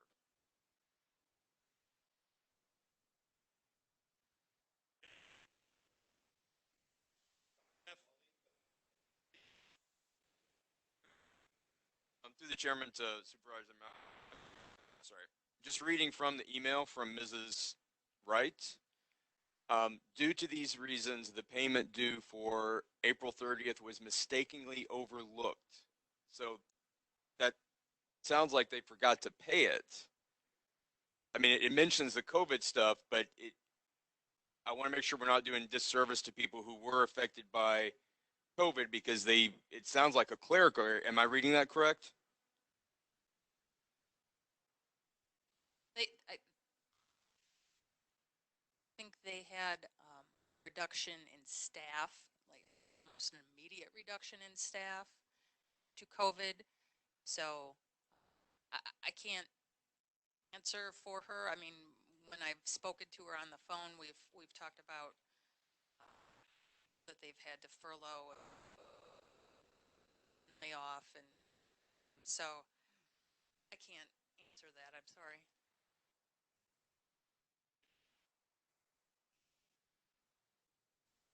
Thank you, Mr. Chairman. As has been explained to us tonight, we can't even do anything retroactively. Patty, is that correct? I mean, you've checked on it, and your determination is that we can only deal with July, is not past. That is correct. We were told that it was not retroactive. We can't, now they're current, we can't go back and waive stuff from before. Not to mention the fact that you would have to go back to the city and get them to write checks for interest and penalties for everybody. You can't just pick out two businesses. How is everybody not going to be able to do that? That would be a nightmare. But you can't do it. So moving forward, it doesn't make any sense to refer this back to the committee when we can't even do what they're asking us to do. Not to mention the fact that with the finances that the county has in place that Supervisor Rose brought up, the holes that we have in our finances right now, we can't afford to go out and short-term borrow at a higher interest rate and try to pull this off. That's why we didn't do it on the committee level the first time. So I will not be supporting sending this back to committee. I can't believe my resolution was hijacked by this. I was just trying to help some of the people that had problems with COVID. So do what you want, but I won't be supporting a move back to the committee. Thank you. Yeah, I just have a question. I'm kind of confused. Cannot go retroactive this year. Just a few months ago, we passed an ordinance just to benefit someone that did not pay the taxes for so many years. And after we passed the ordinance at that, we went retroactive for 6 months. So why the difference between that and this year?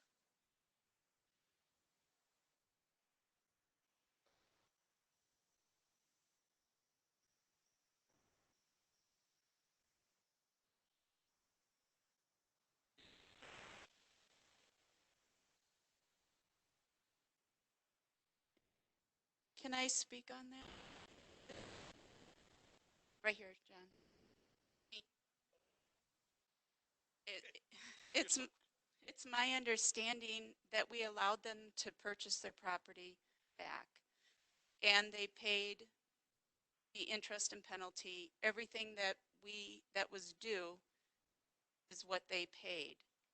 So I'm just clarifying that we didn't forgive anything. Okay, that's not dollar-wise. That's not what I meant, though. Okay. They say we cannot go retroactive, but if we can go retroactive on something that we did not have an ordinance, we passed an ordinance just to benefit those people. Pretty much, that's what it was.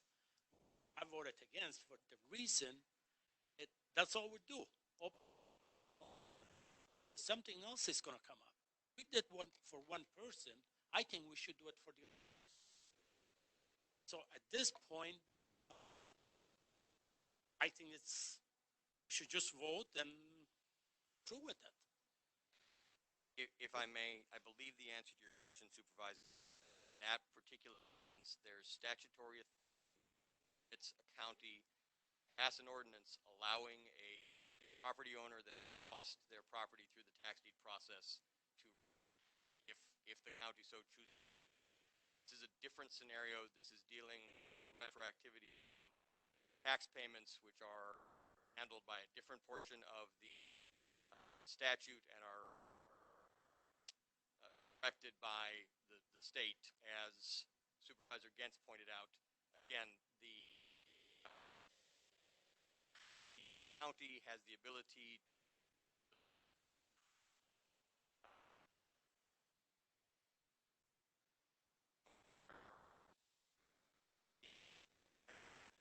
to penalty. The interest is controlled by state statute. Chapter 185 and Act 185 asked a question about, as Patty indicated, consulted with also may have reached out to the state, and the determination was made endeavor, not a retroactive. Not really sure. Has nothing to do with this, but that's why it would be a good idea if some of us will take some classes or go to some courses. WCA sets them up, so maybe what's going on with changes.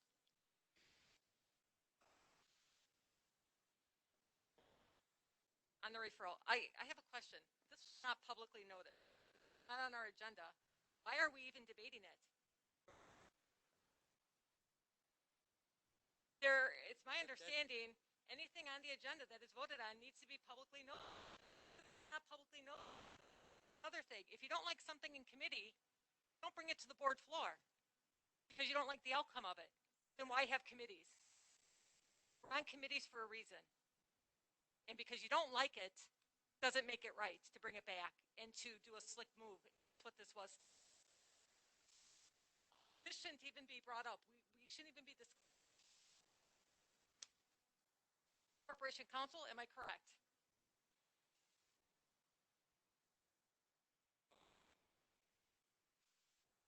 I don't think we should even have a motion because this wasn't publicly noticed.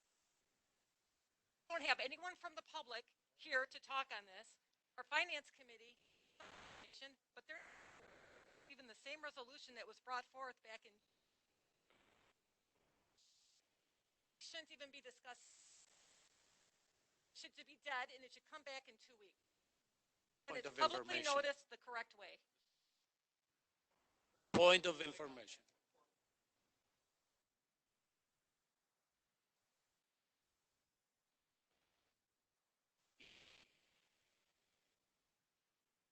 Interesting situation. Permit and our on our specifically indicates that any item. Now, question I suppose body is same as an amendment, and whether sufficient notice to the public could be an issue that would this evening.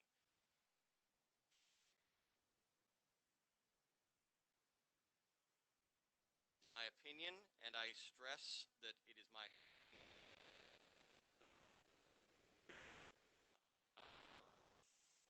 like so many of you, it's rare that someone says I'm too quiet.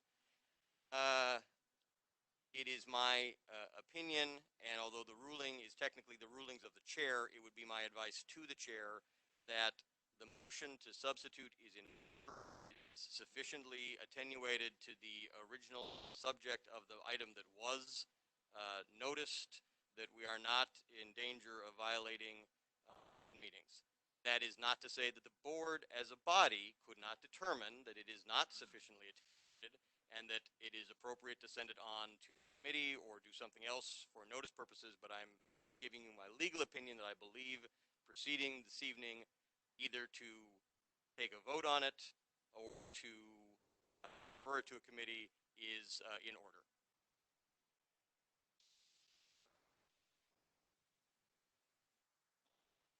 I still have the floor. So we're talking about tens of millions of dollars tonight for the taxpayers that we might be putting on them. Didn't publicly notice it. You don't like the way things happened in committee. You're going down a dangerous road tonight. We owe it to the taxpayers. Be transparent. This isn't transparency. This is a slick move because someone didn't like the way something happened. So I encourage you, if we vote on this tonight, send it back to committee. Do the due process. That's what we were elected to do. Thank you.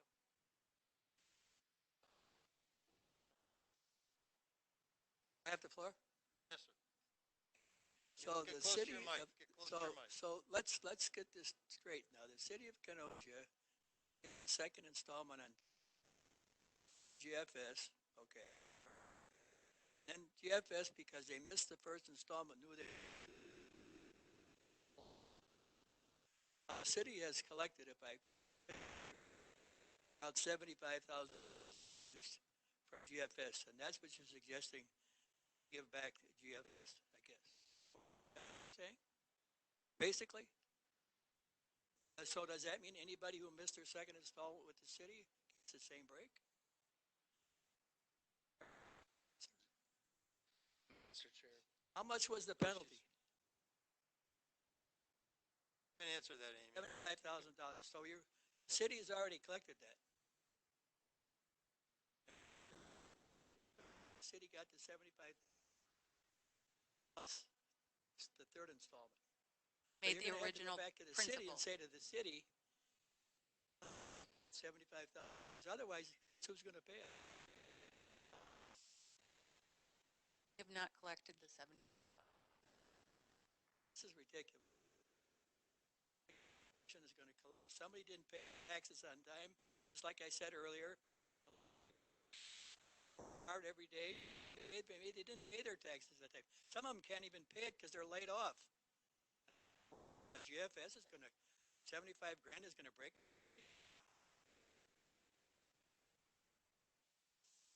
Take the point that Supervisor Uhas makes about being properly agended and done through the light of public view. I also sympathize with Supervisor Rodriguez and Supervisor Mauer saying it didn't make it out of finance, so what else can we do? We're kind of between a rock and a hard place if we want to see this advance. I made the second on Supervisors Rose referral back to committee.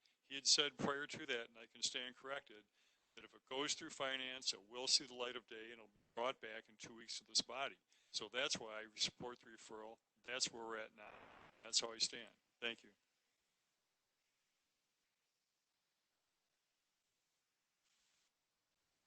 Through the chair to Supervisor Rose, for lack of a better word, guarantee to myself and the maker of the motion that whether this proceeds out of finance or not, this will receive a vote sent back? Yes. I'm hesitant still to send it back to finance, but with Supervisor Rose's guarantee here that it will receive a vote, I'm willing to give it that shot. So, but on the same note, I don't think it's proper or fair to call myself or the maker of the original motion names or what have you for trying to look out for our constituents when our colleagues apparently either don't care or aren't strong enough to vote one way or the other publicly. Names. Well, So just don't. that's Talking about. I have the floor. I have the floor, Supervisor Gens. You have the floor about the referral. Stick to the referral. Don't go all. Okay, so I can't just stand up for myself when Supervisor Uhas is saying what we're doing here is slippery, slimy, whatever the hell it was she said, when we're looking out for our district and our residents. That's okay. Where's the miscommunication in that then, Mr. Chairman? Is it my age? Is it my race? Is it my gender? What is it? You're out of order now. That's fine. All right.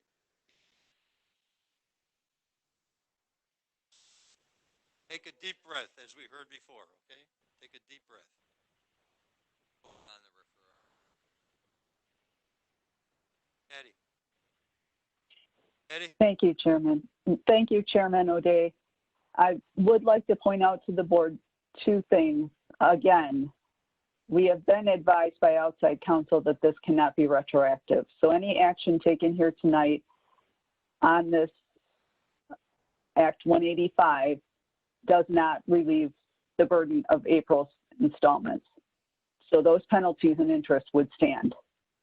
The second point I would like to make is if it goes back to the Finance Committee, whether the committee acts on it or doesn't, the committee does not meet until the third week of August. And it would come back to the board on, I believe, August 21st, which is after the July 31st installment is due, which it cannot be retroactive, not by action of the board. That is not the board who determines that. It is the statute that determines that. It would not make any difference anyway. And the second part of that is this is a two-part resolution. The county enacts an enabling resolution, and then a municipality has to act in order for it to go into place. So the county can take action, but the city or Pleasant Prairie or Salem Lakes or Twin Lakes would also have to meet before the end of July to pass their own resolution in order to adopt it or anything to happen. And again, it's not retroactive, so it would not go back to that April 30th installment.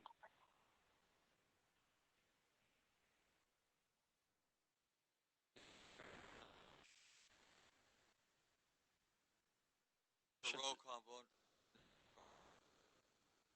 There's no other discussion, okay.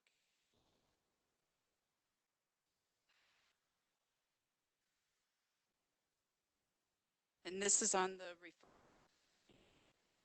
Belsky, Berg, No. Beth, Celebrity, No. Decker, Franco, No. Boyd, Frederick, Ron, Frederick, No. Yashki, No. Gentz, No. Brady, Aye. Gully, No. Kubicki, No. Mauer, Aye. Nordigan, No. Nudo, O'Day, No. Palmaville, Rodriguez, No. Rose, Aye.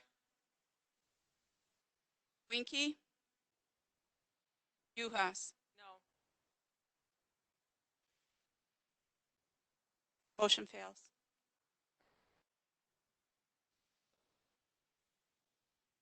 Fails, it doesn't refer. That's what I mean. I don't call those things. I was just waiting for someone else to say it.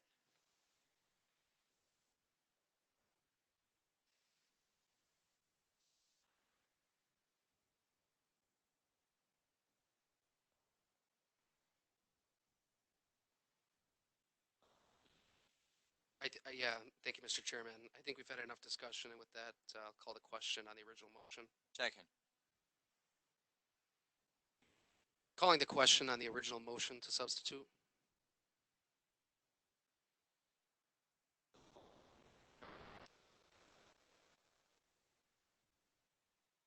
Done that? Discussion?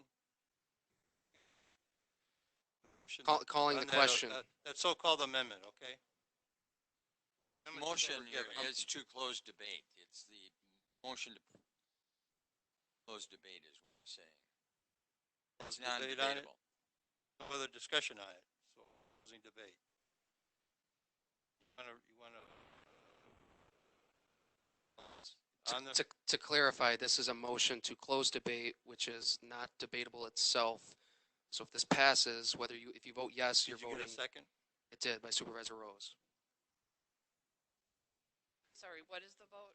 This is to close debate. This is to call the question on the Let's just do original that motion. on a voice vote. Close debate. All those in favor, closing debate. Aye.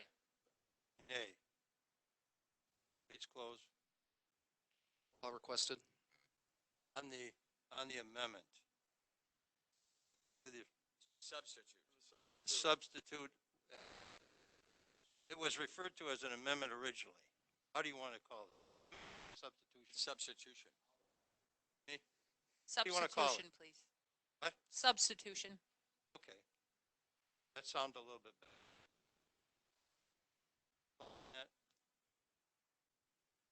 Belsky, No. Berg, No.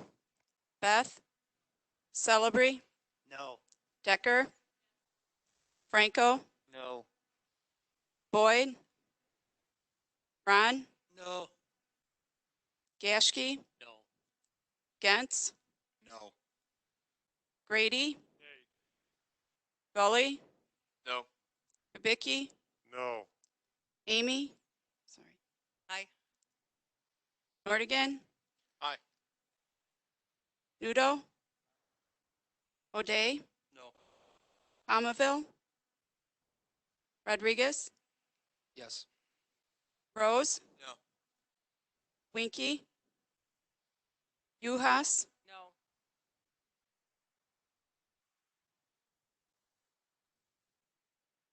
eight yeses.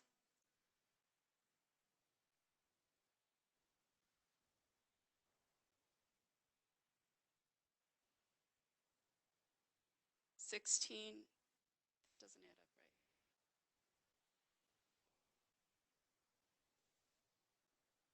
Six yeses.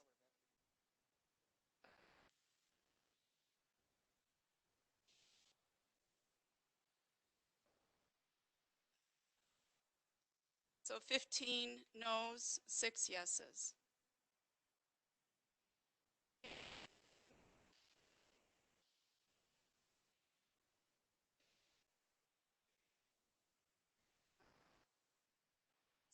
Sorry about that, 616.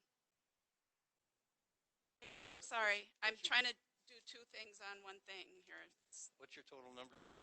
6 yes, 16 no.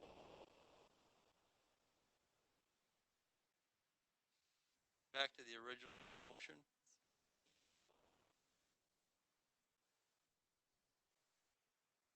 On the original motion.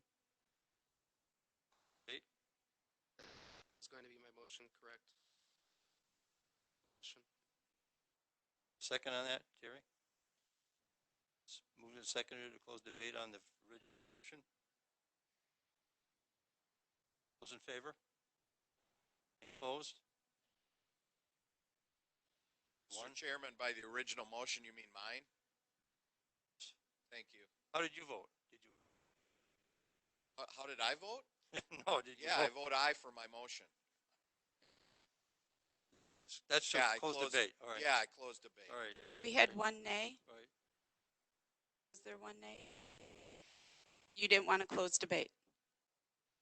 I would be happy to keep debate open longer since the entirety of this discussion was monopolized by Supervisor Mowers. I would be continue to Supervisor Gantz to present his original motion.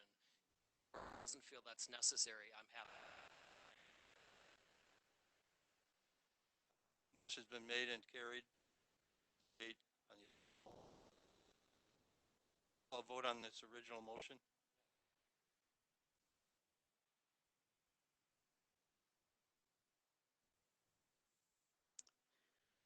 Belsky, Yes. Berg, Yes. Beth, Celebrity, Yes. Decker, Franco, Boyd, Ron, Yes. Gashke, Yes. Gentz, Yes. Grady, Aye. Gully, Yes. Kubicki, Mauer, Yes. Nordigan, Yes. Nudo, O'Day, Yes. Palmaville, Yes. Rodriguez, Yes. Rose, No. Winky, Yes. Uhas. Yes.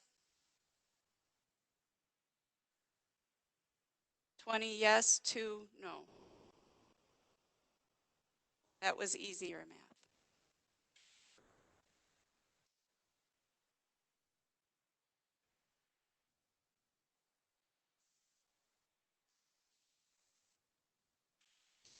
Is there anybody want?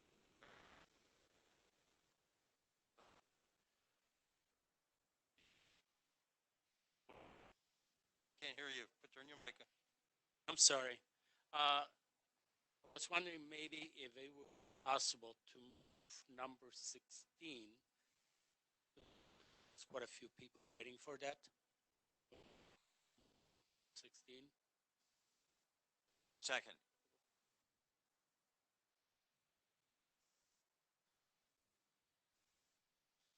Item 16. Yes. Anybody have a problem with that?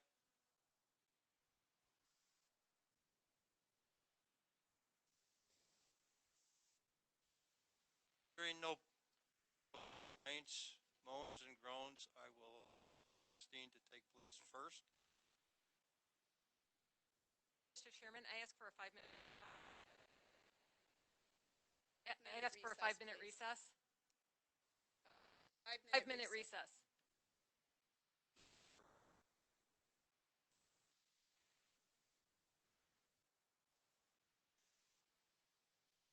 This is one for the books, huh?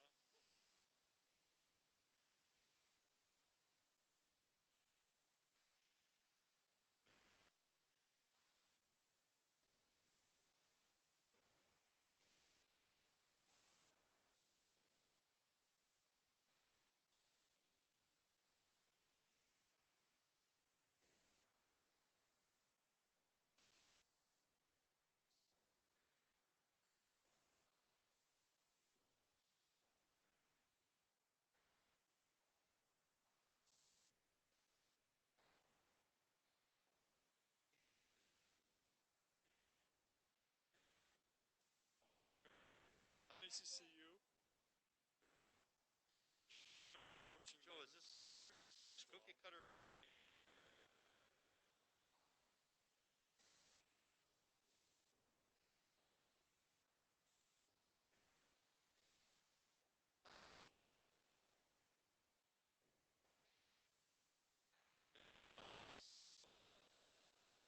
Not. It says we're in.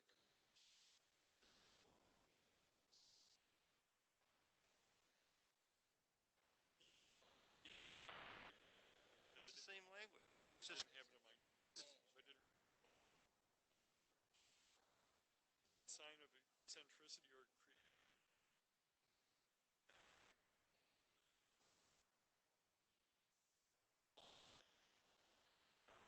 keep it with my stuff. creature than we.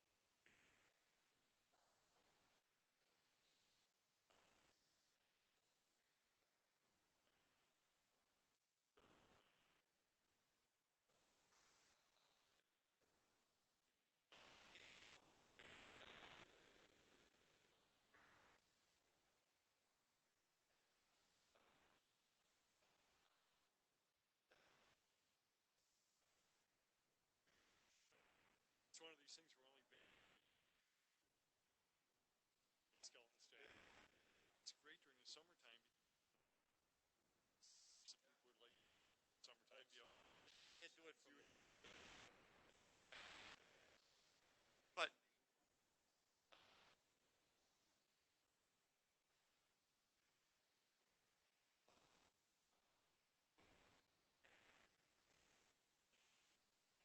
this is all cut and dried. This is all good housekeeping. Keeping stuff. So You know, these things on the outside of the optician. Are you going back to court?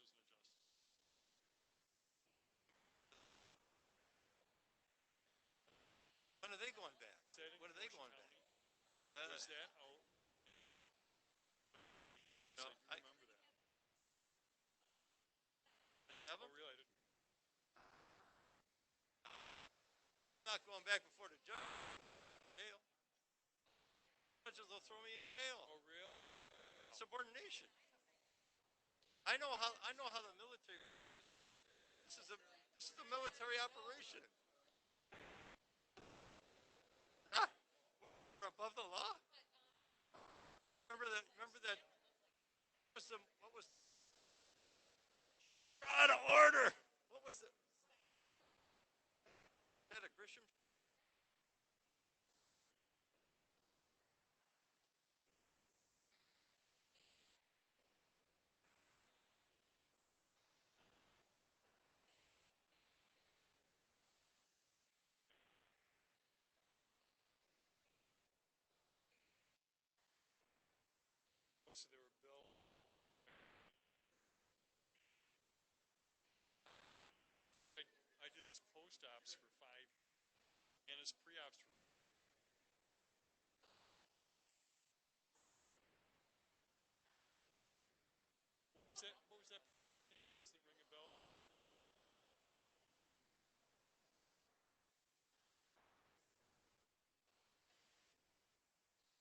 license?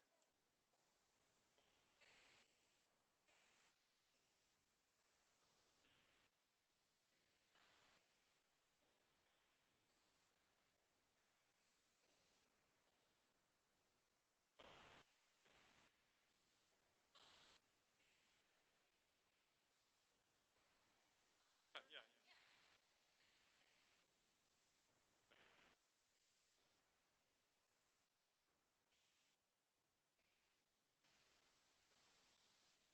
There was a doctor, his name from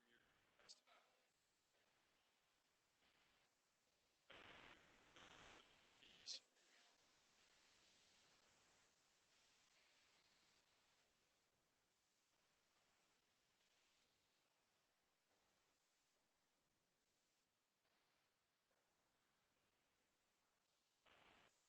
Up somehow and he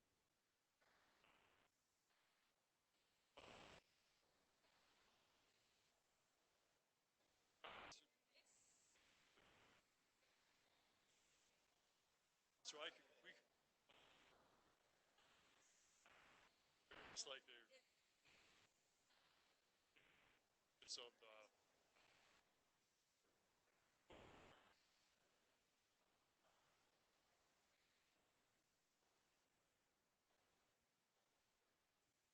Terry, I got something for you. It's a situation.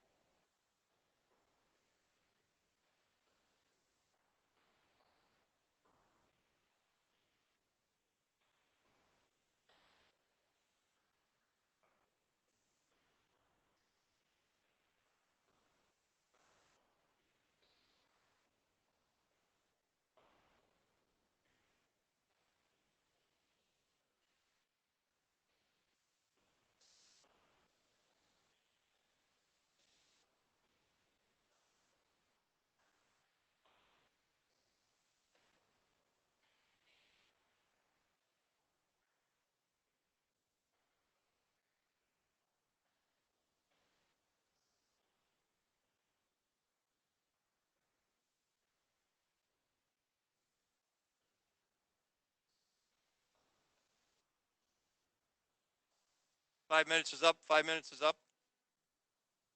Supervisors, find your seats.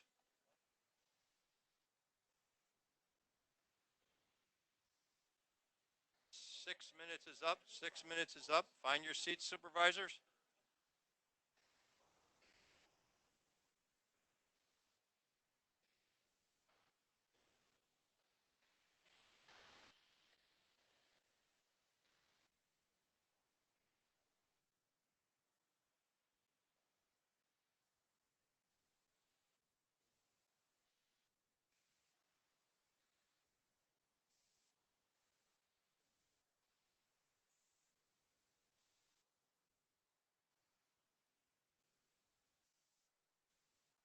Hey, supervisors, please find your seats so we can start the meeting again.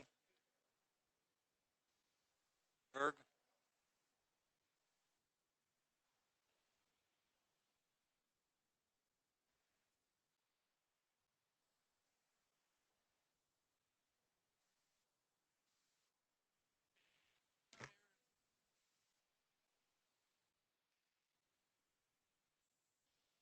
6, 7 minutes are up.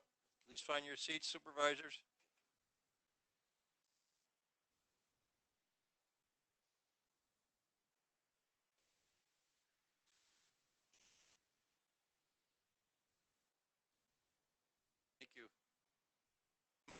16. Resolution 16 from the Judiciary and Law Enforcement Committee and the Finance and Administration Committee, a resolution protecting law enforcement officers while affecting community injustice. From Judiciary and Law and Enforcement Committee, Frederick A. Celebrity A. Wambolt A. Belsky A. Nordigan A. Palmaville A. Gully A. From Finance Administration Committee, Rose A. Gantz A. Frederick A. Wambolt A. Kubicki A. Uhas A. Franco A. Supervisor Rose. Mr. Chairman, I would move the resolution. Motion by Supervisor Rose, second by Supervisor Boyd Frederick. Supervisor Rose, speak on the resolution. All right, thank you. The committees, I think, thoroughly investigated the issues. I get presentations were made by the Sheriff's Department as well as Finance and Personnel. I think we understand the issue and the importance of the issue. We've talked about it a lot. The resolution does three things. One, it includes body cameras as part of the policy of Kenosha County.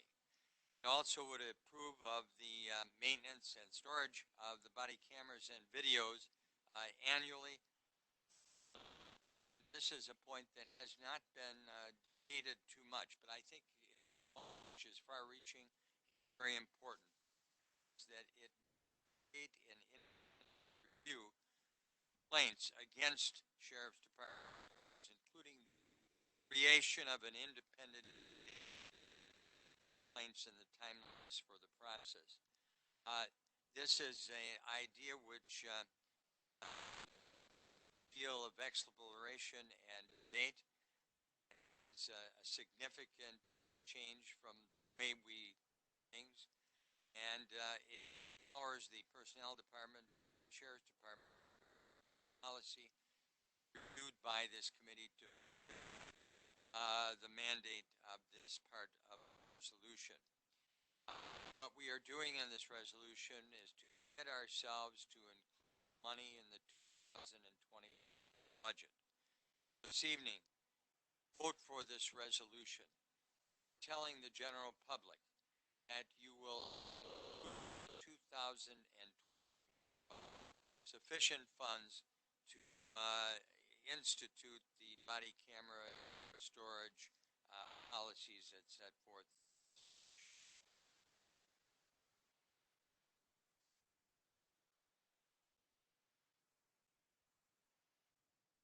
I don't think that's a point of order. That may be your opinion, but what we are saying here is that we are committing ourselves. You can change your vote. The budget stands on its own tonight in favor of it. Oppose it at budget time. This is not the budget that we are discussing this evening. I all understand that. But I would hope that if you pass the resolution this evening,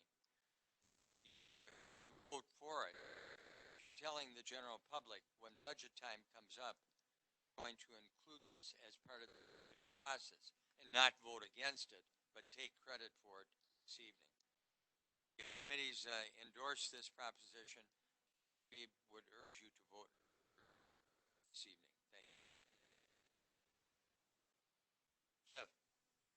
Thank you, Mr. Chairman. I fully expect at budget time to bond for the body cams and purchase those. I'm 100% behind getting these body cams. We do not know what the financial impact of this year is going to be. So the motion by Supervisor Belsky was actually, and seconded by me, was actually to include this in the budget process. Okay, so that's really what we're voting for. I don't know how Supervisor Rose can make assertions about exactly how things are going, telling us how we're going to vote when we have to explore the budget and there's all kinds of questions in what the monetary situation is at that time.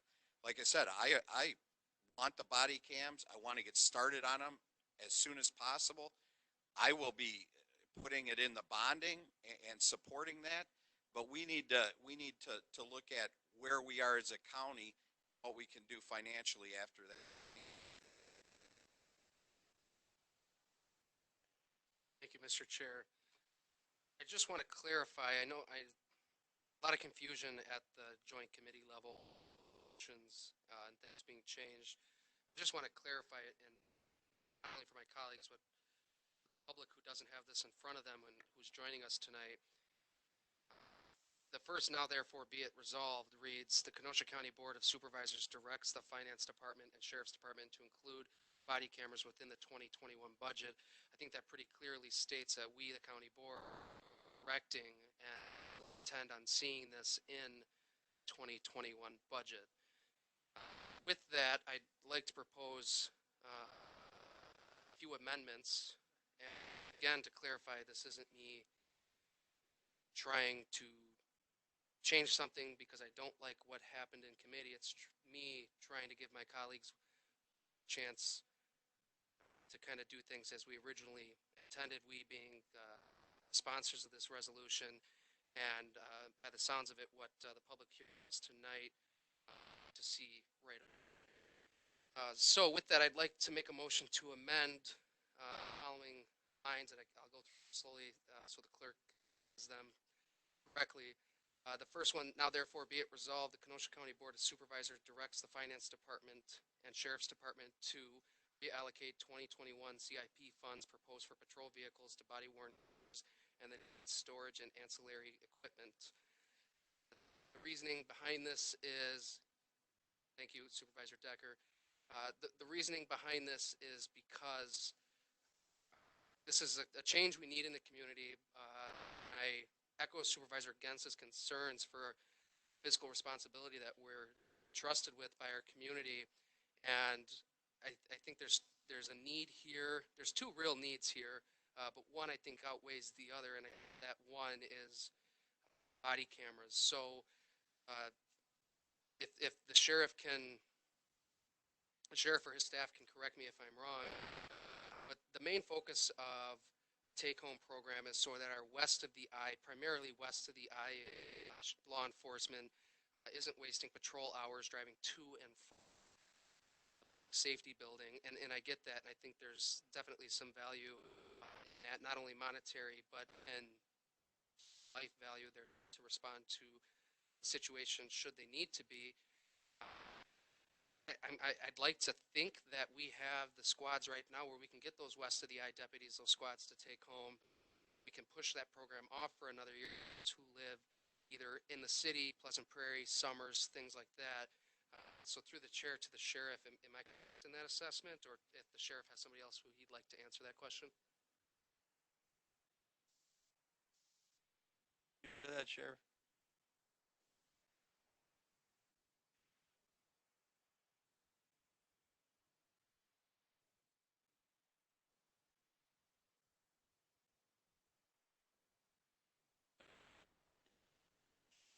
Squad cars to keep this program going. Do we have enough squad cars so that the deputies, let me ask this first, are the deputies that are typically assigned west of the eye, is it the same group of guys and gals? No, rotates. It rotates? Yep. Okay, and does that rotate on a daily basis or a weekly? How does that work? Say every month. But that's not completely true because when vacation, other people for them. So, but people will usually be in the same district for, sometimes they're in there for a couple of months. If we have, say, a deputy assigned to Paddock Lake or to Salem Lakes or to Summers, they'll be. Okay, so thank you, Sheriff, and I may have another question with you shortly here. So that's the first part of my motion to amend. The second one is to add again, was removed at the committee level. Be it further resolved, the Kenosha County Board of Supervisors directs the Personnel Department, Sheriff's Department to create, and I'm going to add a word here from what was originally proposed, to create or propose a policy to be approved by the full county board to protect department employees that report incidents of misconduct within the Sheriff's Department. Emphasis on the proposed, we were told by staff and the sheriff alike and his staff that a policy like this is already in place, and so what I'm looking for and what the co-sponsors of this are looking for is for that policy to be presented to the county board and okayed again. And if at that time we have input from the public, you know, in their discussion, staff, personnel, the sheriff, whoever, they have some other outside ideas, you know, maybe something comes to them at dinner, what have you, where they think we could go a little bit further. This would allow for that to happen. And if the sheriff and personnel decide that our policy that we currently have is sufficient in their opinion, let them present that to us and let us take a vote on that. So that's what that second one does. And lastly, I'd like to add another line that was removed with quite a bit of confusion in my opinion. And it would read, be it further resolved, the Kenosha County Board of Supervisors directs the Sheriff's Department to sell or donate any department-owned military-style vehicles that have not been used for its, and then I'm going to change the wording here, originally manufactured intended purpose for more than 2 years. Supervisor Franco brought up that, you know, some lack of clarity, so to speak, what the intended purpose actually is. And I just want to be sure that it's not being confused with, though I think these vehicles are incredibly neat. They're fun to check out. I've had the opportunity to do so myself in years past. You know, you see them at the county fair. I think it is a good way for the public to interact with our sheriff's department. There is upkeep, and the fact that simply seeing one of these things roll down the street does instill fear in some individuals. So if what we're claiming is its intended purpose is simply just to show up to the county fair, then I don't think we need. I agree with the sheriff that we are community. Disagree. He doesn't think Kenosha County is a large community. I think it's a large community. And I think vehicles like this could well-needed support. God forbid we have a hostage situation or something of the sort. We need to get our deputies and joining agencies that we partner with into a scene where they can respond safely. They can get in there without the fear of losing their life simply just getting to the door. So I'd like to add that. And to the sheriff, I've seen these in the paper before. I've seen these seen use. And if that's the case, then I don't have a problem going back to my district and explaining to them that we need them. There are bad actors in our community, fortunately, that wish to do harm on others, and these are the tools that get us there and get the bad actors, you know, detained, what have you, and get, you know, victims out of a harmful situation. But let us work together, the sheriff's department, the county board, and go to our community and say, we are using these things. We get they can be intimidating, but these are their purposes, and this is why we're using them. This is how we see them used, so that when people in our community do see them rolling down the street, whether it's because they're going to a crime scene, they're going to the county fair, they're going to get windows or tires or whatever have done, that they know that they're used for their intended purpose. They're not just used to instill fear in the community. So that's my motion, to make those changes to it. To clarify for the record, Supervisor Decker's second was only after my first change. I'm not sure if she'd like to second that after changes. Yes, I would. I'm sorry. I thought you. Thank you. Point of order, Mr. Chairman, on the first change here, and I would ask to rule this out of order, that we exchange cars for cameras. That's a specific budgetary issue. What we are voting on this evening is not where do we hide the money, bonding or as a trade-off. Getting ourselves to a public policy that in 2021, body cameras, storage of the video, pay for it. So I would ask that you rule Mr. Rodriguez's motion out of order. It deals with this very specific item on a budget which is not even before this evening.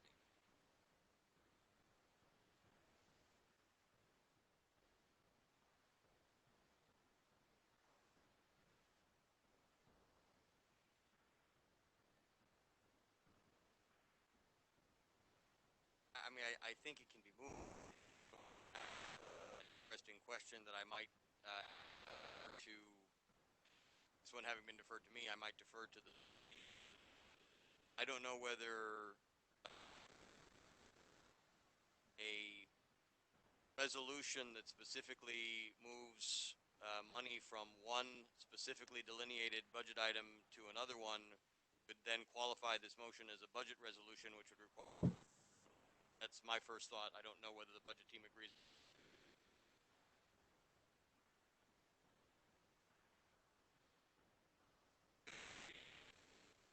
Things you talked about.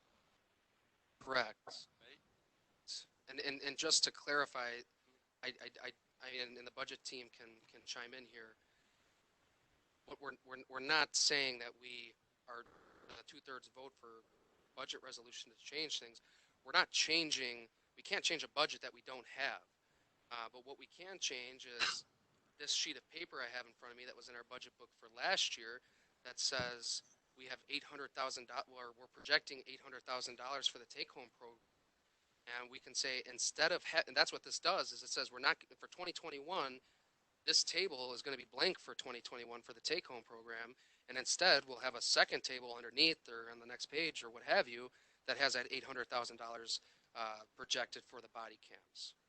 Or whatever the case can be. I can't imagine it's more. We have the city with 175. I know the numbers I spoke to the other day that are in their CIP were 400, if I'm correct, or 200, I think it was.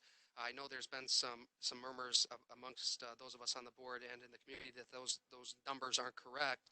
I did have a chance to speak with the mayor in person since that joint committee meeting, and he said he fully expects it to go up to 500 to at maximum 700,000. There was some storage concerns that they got kinked out, and that's why that cost was raised. That's what we were told by the sheriff's department. IT kind of chimed in on that just the sheer cost of storage. So they've got 175. They see at maximum $700,000. We were told that we have roughly 90 sworn deputies and 100 in our correctional staff. So we've got 15 more. 15 more. I can't imagine 15 more is going to cost another $100,000. I could be wrong, but that's what the motion. I think the motion's in order. Just as if this amendment fails, it's in order to say, hey, we're directing the finance department to put this in the budget. If we, as a board, want to take it out or change it, we can do that. But what we're saying is, hey, finance department and sheriff's department, this needs to be part of your budget, and we can go. It's my understanding finance wants to chime in. I don't. Chairman O'Day, if I may. Go ahead, Baron. Just appears to be some confusion over changing a 2021 CIP item. Each year, a 5-year capital improvement plan is brought to the board. The year in which the budget is being deliberated and approved, that is the capital plan that is being approved. Every year after that year. So take, for example, last year in the 2020 budget, the 2020 capital items were approved. The 2021 through 2024 capital items were there for information only. They hold no budgetary authority. So a motion can be made here as an advisory to have that for the 2021 budget as a capital item, but you can't go back and change what an informational item was in the 2021 budget, or 2020 budget, excuse me. Chair. My understanding, and Sheriff Beth can say if he agrees or not, my understanding and the reason for that motion that I agreed to change the budget from 2021 is because the vehicles are on order. It's not something we can cancel. Is that correct, Sheriff Beth? Mr. Chair, if I may, I believe I still have the floor. And Supervisor Belsky, I appreciate your concern, and I wanted to hear your point. I'm not saying that nothing in this amendment takes away from the squad cars we've already purchased here in 2020. Finance told us we've already placed the order. We can't go back. I sold cars for over I get it. You can't, you're ordering in a commercial unit like that with fleet. I get it. You can't go back. So that's not what I'm doing here. What I'm doing here is saying, instead of spending $800,000, this is going to the finance department and the county exec too, as well as the sheriff when they present the budget this fall. This is saying, we don't want to see $800,000 in 2021 for the take home program. Instead, we want to see a blank year. Push that off a year. This goes out to 2024. This year when we get our budget, we'll see 2025. Have another year of in 2025 of 800,000, or push the whole thing back. And I guess that year could be 650 as we wean down the program, as we start to get all the squads. What this is saying is it's going to create its own, and we've allocated for that. Because when we go through the budget time, and the reason we have this CIP plan, what the forecast for the next several years, is so that we know what we're getting ourselves into, and nothing's really a surprise. Now, this could be argued that this is a surprise, but I think if we're going to say that, this is a well-needed surprise, and the community is kind of rallying. So, again, to Barna, I'm not changing anything in the 2020 budget. What I'm saying is, we're not going to see that line item for 2021 for squad cars.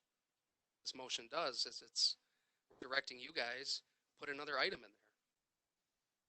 CIP. I think that's clear. I mean, unless it's getting lost in translation somewhere. That Barna? My understanding is that you're agreeing with me that that the vote would be to advise us to not have that in next year's Correct. CIP. Correct. Because if take my amendments out of it, what we're voting on tonight is it's essentially an advisory to our budget team to make sure that these things are in our budget this fall, so we can vote on them.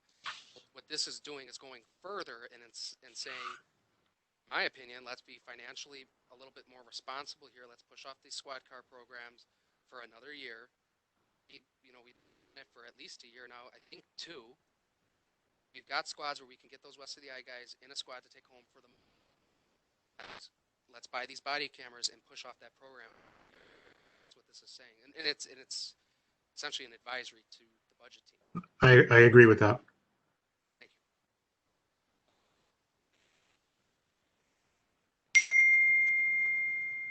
I understand what he's trying to do.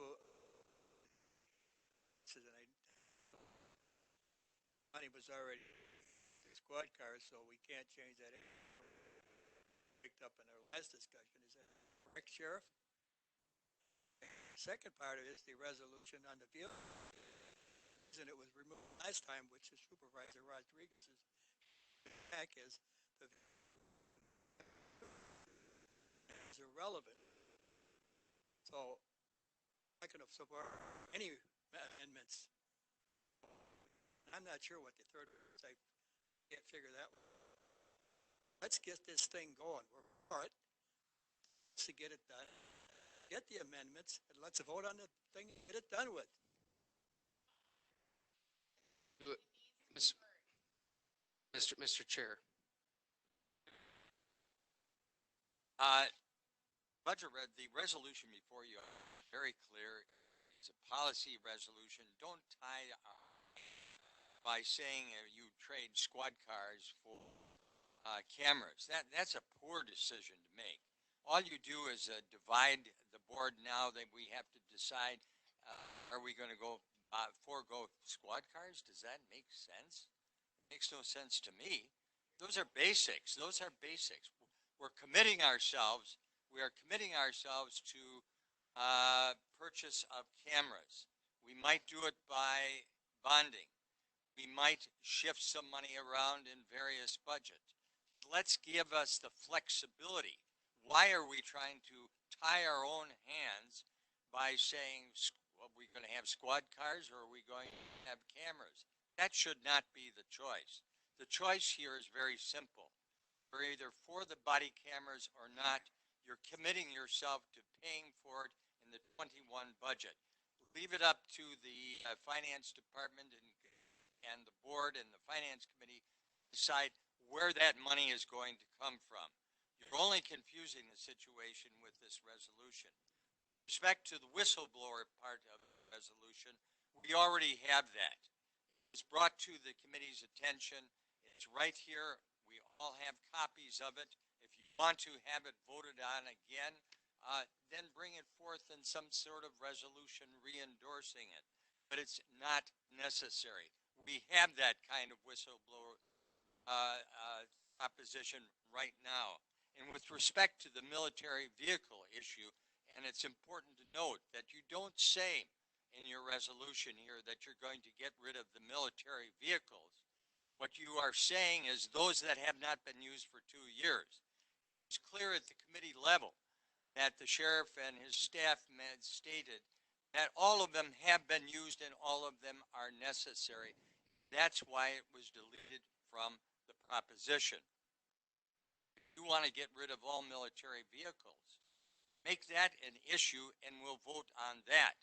But let's not deceive those in the general public who are thinking that that's what you're supporting, Mr. Rhodes, when in fact you are not. You know very well, as the reports came before our joint committees, that all of the military vehicles were in use in the last 2 years. And it was deleted for the simple reason that your resolution met no facts here. It didn't apply to any vehicle. It was a feel-good type of resolution. If you want to put it to a vote, all military vehicles are supposed to be donated or sold, we can vote on that. But the 2-year caveat here clearly applies to nothing, and that's why it was this resolution. We have a good, effective resolution. It's been debated, it's supported. Let's vote on it now.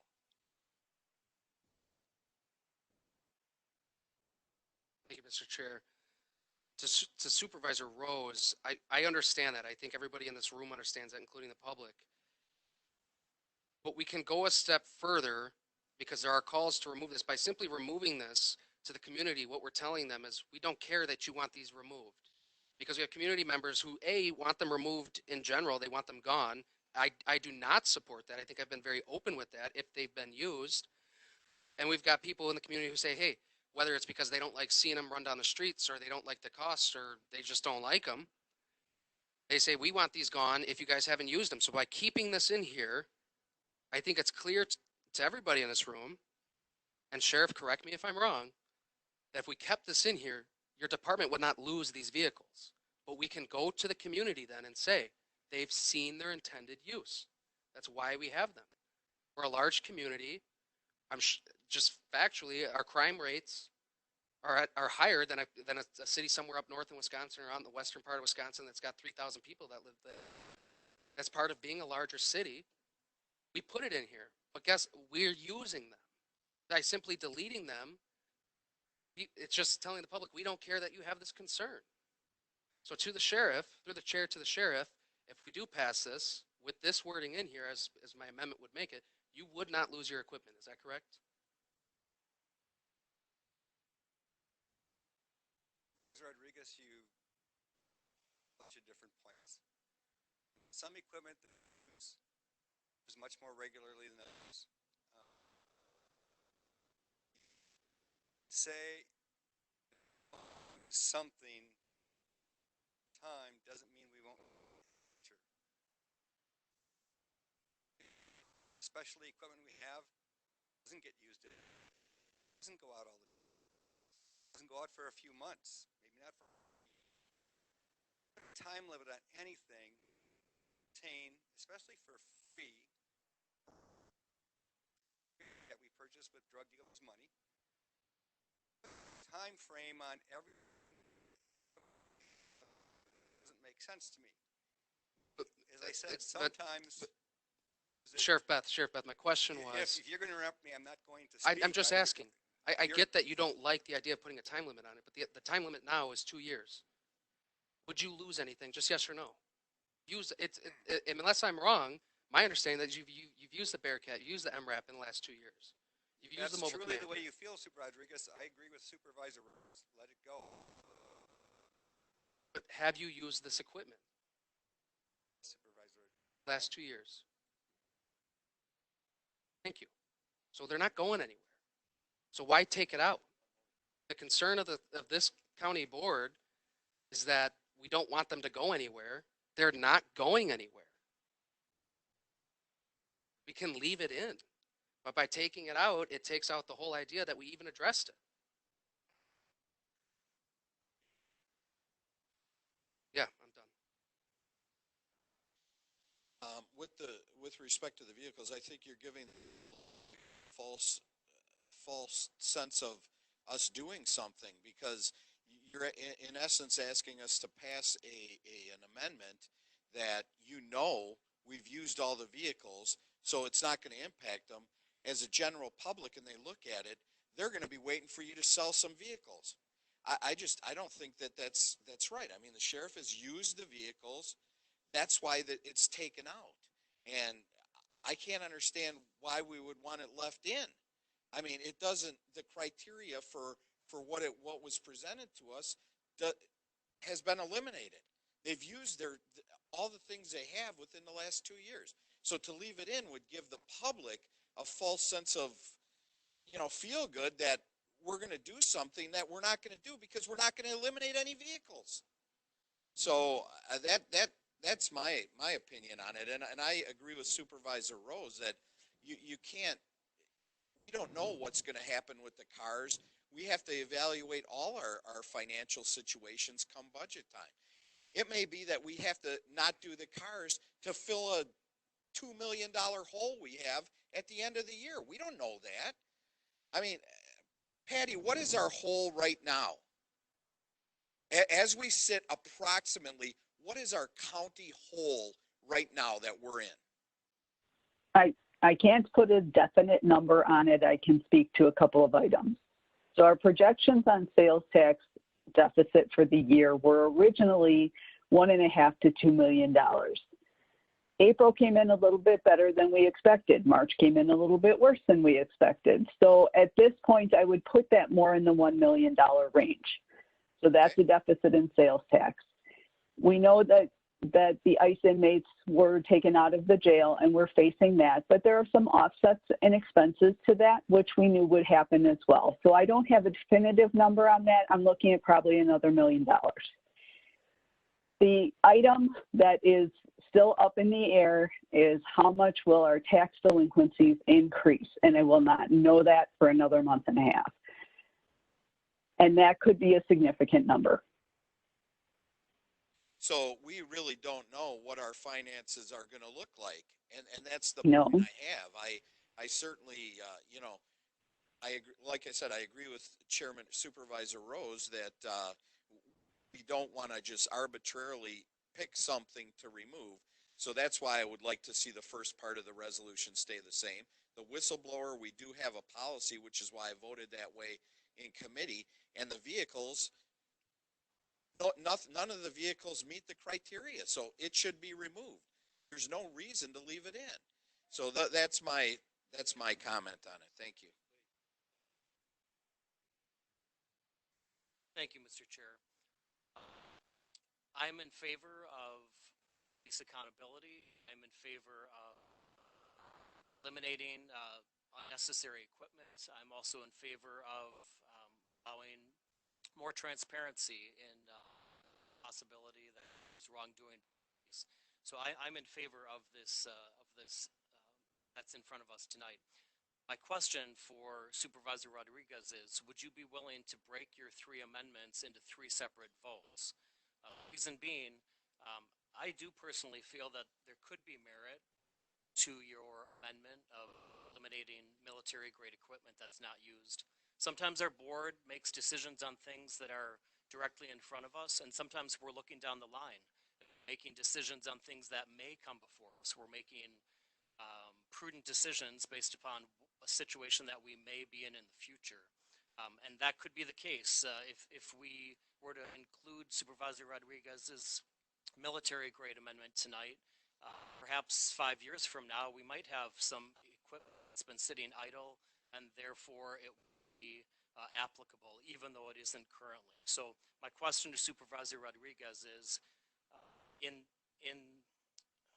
with the desire to help this pass tonight, would you be willing to break your 3 amendments into 3 separate votes so that people can separately and not simple up or down? I'd be happy to do so. Yes. Is that in order? Yes, okay, then second agrees. So then, point of information then to, or point to council. I need to make, so the motion still stands, or did me agreeing to do that, are we on just the first line, the first change then? Just so I'm clear? If there's no motion from the body, matters can be taken up individually. Okay, so then just for myself and my colleagues then, this will take up that, or I guess it's through the chair's discretion, but I'd like to discuss then that first change with placing the squad cars with the body cams.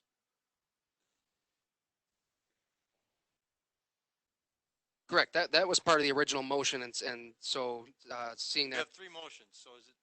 Correct. So this, well, I had one. We're going to break it down. That would be my first one, and I can read it again for anybody. Now therefore be it resolved, the Kenosha County Board of Supervisors directs the Finance Department and Sheriff's Department to reallocate 2021 CIP funds proposed for patrol vehicles to body-worn cameras and the needed storage and ancillary equipment. Hyphen, semicolon.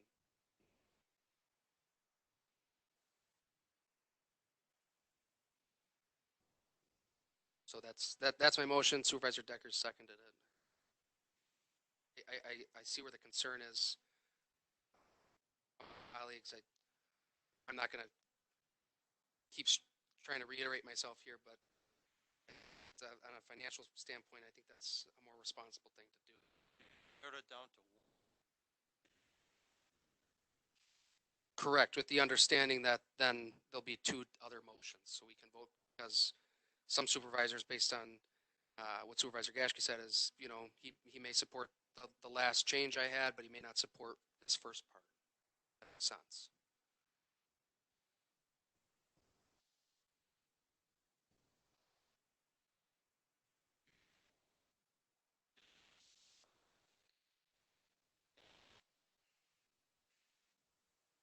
I've got a couple questions.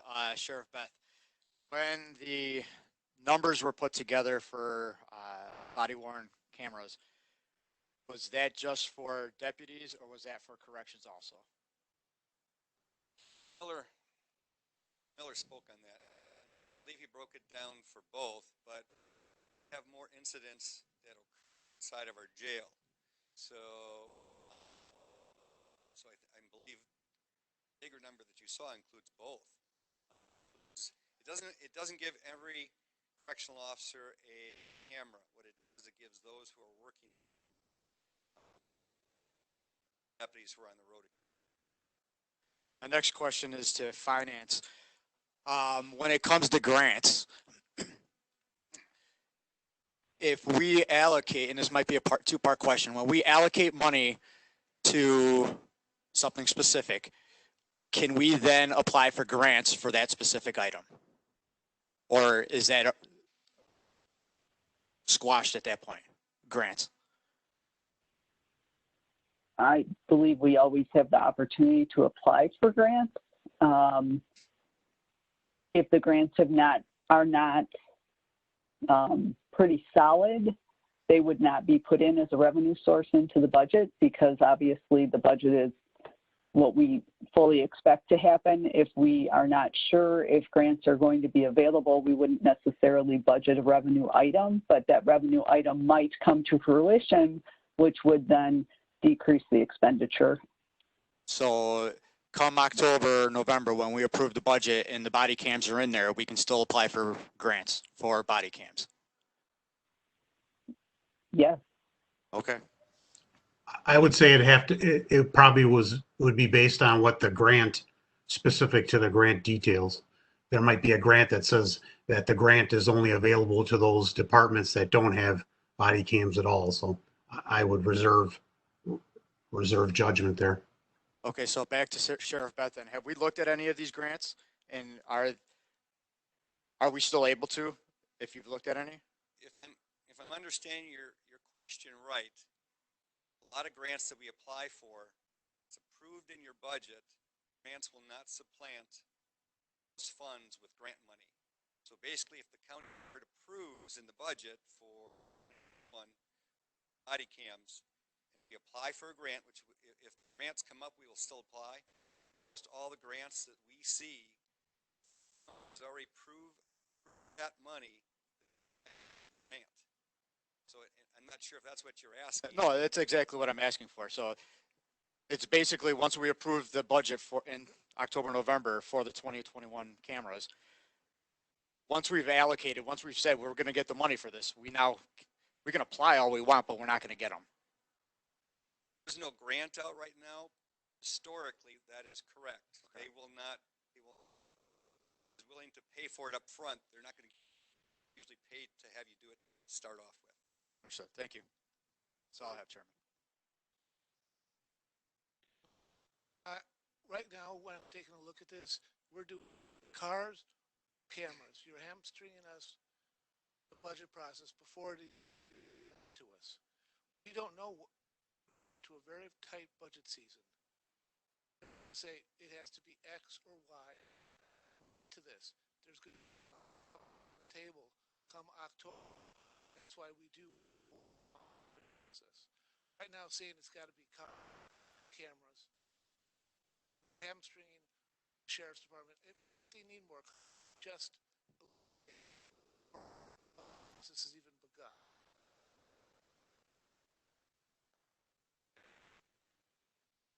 Through the chair, I don't know if it's to Sheriff Beth or to the finance department. Drug forfeiture money, can we use that to buy body cams and the? I can answer that, but drug forfeiture money is almost non-existent. For those that aren't aware, state government changed forfeiture money. Almost all of it has to go to schools. So the money is dried up for law enforcement. The money we have left from forfeiture money, and I don't know what that dollar amount is right now, not last us too far in the future. So to even promise it toward any equipment like this. Okay, thank you.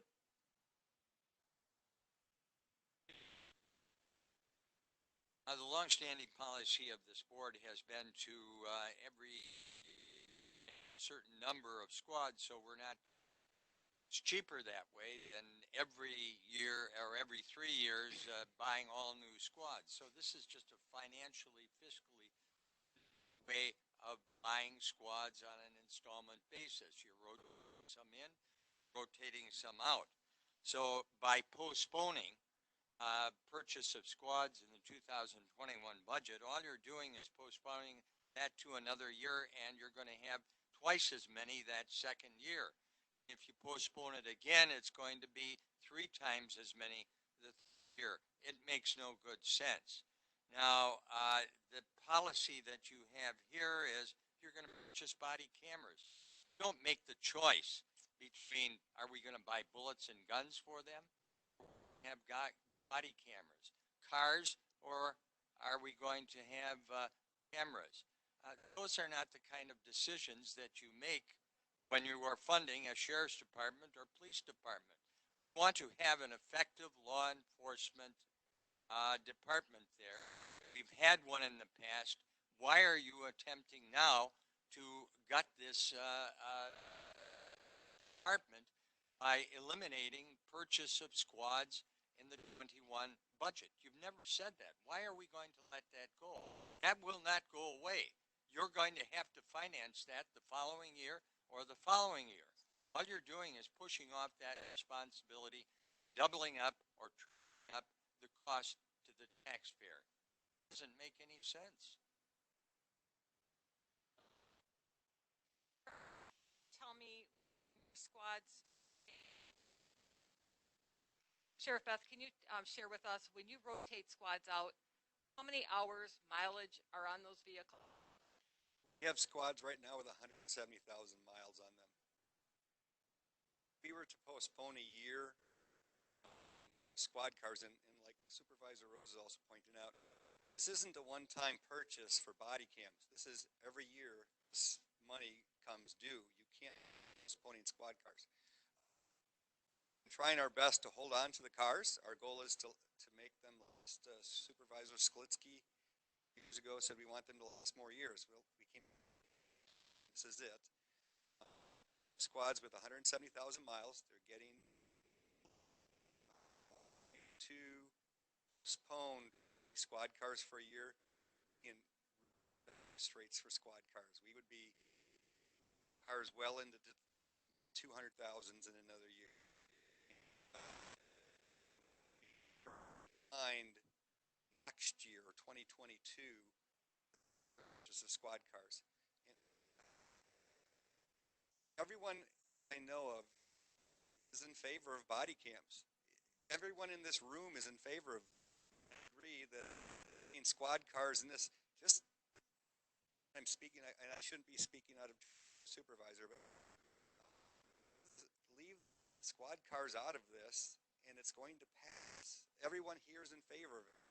Squad cars, I'm body cams. It shouldn't be tied to each other. Sheriff, one other question that hasn't been addressed. How often, and what is the number of cars that you have out of service that are in fleet maintenance to accidents? How many squads are taken out of service on a monthly basis? Somewhere between 7 and 10. Every deputy does not have a squad car. We have not got to the point that the patrol deputy has a squad car.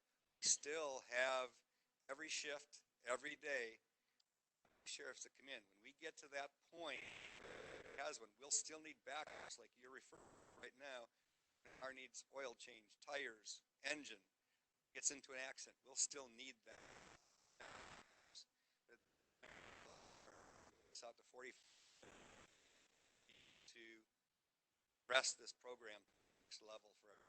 And if cars are not allocated in the 2021 budget, do you see a greater deficit cars with your deputy? As far as them having one and with them out of service? Because how many cars do you think would be rotated out in 2021? That's good. We'll meet with fleet maintenance and we'll ask them, cars have to go. Fleet maintenance tells us this car has gone in for transmissions, an engine, the body's rusting through. They kind of tell us. This is approximately 10 cars that we're going to get. Guess is we'll add 5 to the 5 cars that'll probably, by the time these new cars come in, 200,000 mile. So about 5 more, but we're getting closer. We anticipated this was going to be about a 5-year program, 2.5 years into it. We're seeing cars through. We're doing good. We're seeing cars through to make this work. And is it safe for a deputy to be in a car with 200,000 plus? No, the miles. It's or down hours? to physical condition of the car. Some cars may, it's lower mileage, not be a car for us to keep. We may have the engine problem, the transmission problem. We may have some other issues. It may get totaled. Exact mileage on it, I don't. It's really the physical condition and how it goes in for service. The issue I see is if we don't have squads in 2020, we're going to have older cars, we're going to have cars out of service, we're going to be short cars for new hires. We're going to be so far behind, it's going to be very hard to catch. Absolutely, it will. If we went 1 year without cars, with some of our high mileage vehicles we have right now, again, the body cam, it isn't a 1 year purpose. It goes every single year. So it isn't something we can can't afford to do it with squad cars. Discussion on the motion.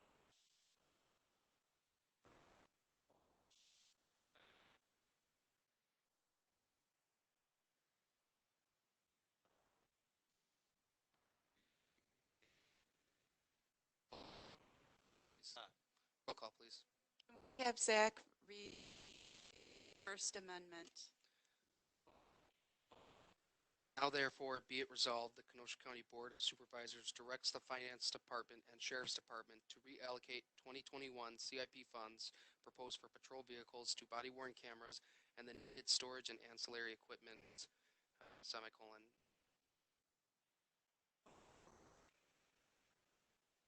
Let's take a tooth change. Said no. God, No. Corporation Council said no. Belsky, No. Berg, No. Beth, Celebrate, No. Decker, Yes. Franco, No. Boyd, Ron, Gashke, No. Gentz, No. Brady, No. Gully, No. Kubicki, No. Mauer, Yes. Nordigan, Yes. Nudo, O'Day, No. Palmaville, Rodriguez, Yes. Rose, No. Winky,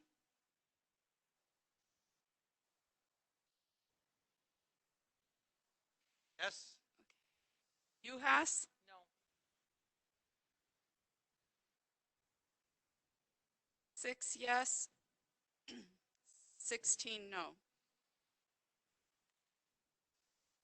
Can I read the next one then, since we're doing them separately? Can I read the next one, so seeing that we're doing them separately?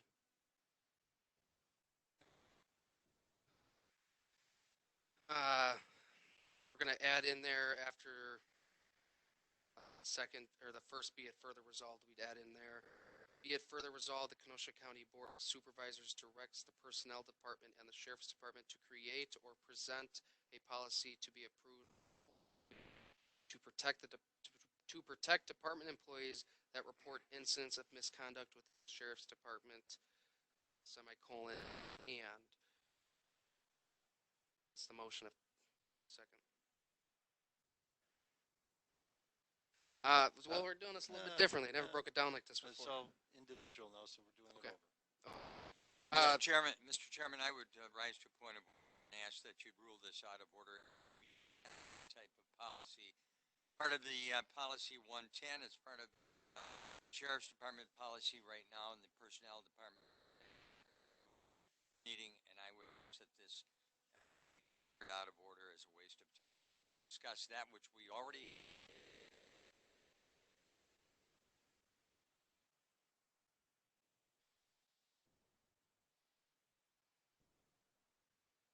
Declared out of order there. Is there any discussion on his motion? Right, can I finish?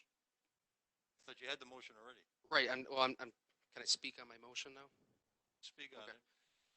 What we're doing here is, because I don't think, some of you may disagree with me, that's why I added a word, or present, because I don't know when the last time was, and it could have been just before I was elected the first time. Could have been the month before I was elected the first time, so I don't know. When was the last time that this policy was really dove into by judiciary and law?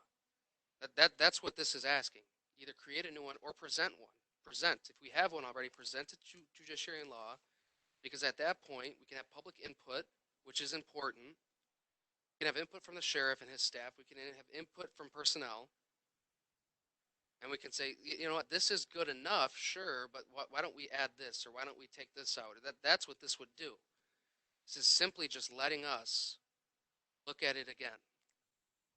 There's again, it's similar, and I won't speak on what my other one was because it's not part of this motion, but it's the same principle. Doesn't hurt to take a real good second look at it, because we didn't get into that at the joint meeting. We were told by staff that we already had one. That was it. Okay, we got one. Great. Why this would allow us to look into it yet again. Make sure we're doing, because there could be something in there that we think we need to change, or something that we should add. Again, This is just part of our job. This is why we all run for public office, is to take a good, deep look at these issues. And if this policy is great and it is just, model policy that all departments across the state, across the nation should follow, then so be it. But then we can say, hey, we took a look at it, because too often, a person of color loses his or her life. We start having these discussions. We start asking for change. Our communities start asking for change. And we go to our staff and we say, what do we have in place? They say, oh, we already have something in place. Well, something's been in place for decades, and that something in place, though it hasn't happened here, though that something in place wasn't good enough. It didn't do enough. So what this is doing is it's saying, we're the Kenosha County Board.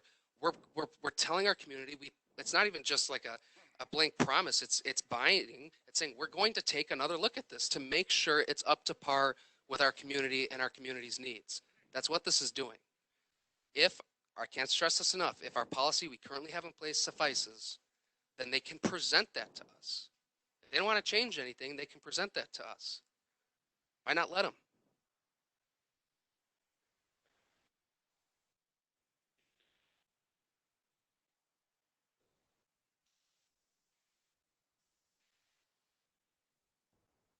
There probably might be merit to having to look at our whistleblower policy.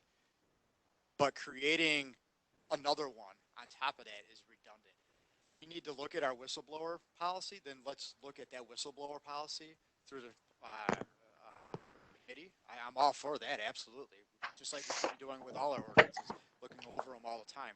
But to create a on top of that,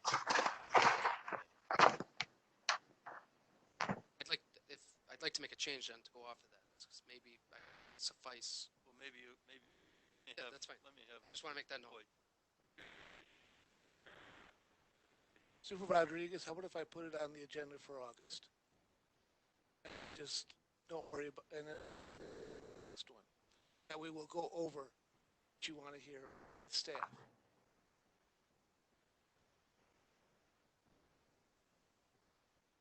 If I can have that commitment from you tonight, and it sounds like I do, I'm willing to do away with this one. But that's what I want to be sure. That's what you'll get. Yep, and if whether it's the sheriff or Sheriff Beth, your staff or whoever, if you want personnel to do it, just so that the community has a chance, we as a board have a chance. I'll know we're all welcome to attend whatever committee, so we can oversee that. So if it sounds like I have that, I'll withdraw the motion.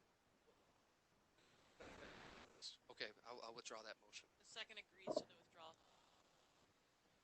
All right, and then lastly, the last one, which Supervisor Gashke noted, was the military vehicles. And clerk, and for those present, I'll read it once more. Be it further resolved, the Kenosha County Board of Supervisors directs the Sheriff's Department to sell or donate any department-owned military-style vehicle that has not been used for its originally manufactured intended purpose for more than 2 years. Again, to Supervisor Gentz, I'm not trying to hide behind the fact, and I don't think the community that's here tonight, and there's 100,000 plus more that's not here tonight, but the people in this room tonight know that the equipment that we have right now isn't going to go anywhere if this passes, because it's seen use. To go off of what Supervisor Gashke said, down the line, the Bearcat, we might not see the use for a Bearcat. It could be something totally different. It could be anything, some other thing we get from the grant. And to the sheriff, I understand, you could get these for free, or I know you can't do it anymore. You said the drug forfeiture money goes to schools. If you had that money, why not spend it on equipment? I agree with you. It's a smart idea. Down the road, we might have equipment that we don't have now that's just sitting. It's just sitting, we don't need it. So that's what this does. So I don't think we're giving the community false hope. I think if that's what's being portrayed, then I can't speak for everybody, but I think that's essentially what it is you just got to go back to your district and explain it to them. We hear you. You didn't want this. We're not going to get rid of something that we use all the time. I'm sure there's lots of crooks out there and bad guys who don't want the sheriff's department to have squad cars. It's a lot easier to rob a bank and get away with it when you can get away from the bank and the cops are on foot. What this is saying is if we don't use something now or in the future, we're not just going to keep it around just to have it. I think 2 years is a pretty good idea of, we haven't used it in 2 years, we're probably not going to use it.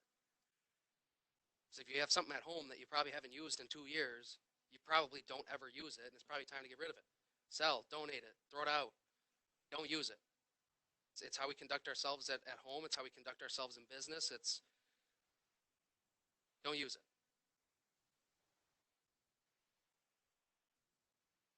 The part of the amendment that you're proposing, Supervisor Rodriguez, I disagree with the statement that states its intended purpose. What you're saying then is that armored vehicle was a military vehicle. It was maybe used for in the field or in Afghanistan, whatever. So what your amendment is saying is that they have to get rid of it if they're not using it for its intended purpose, not its repurpose. So I would vote against this amendment. Sheriff Beth, can you elaborate a little bit on these type vehicle SWAT, where they're used in other, partner with Lucky insight into usage of these vehicles?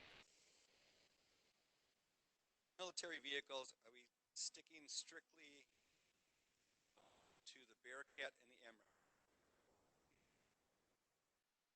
Because we have other military vehicles. We have a Coast Guard boat.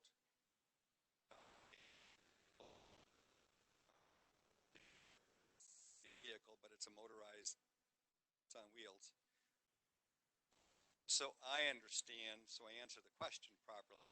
Talking about vehicles from the military, or are we two specific vehicles? I would say I would address the audience so everyone's clear as to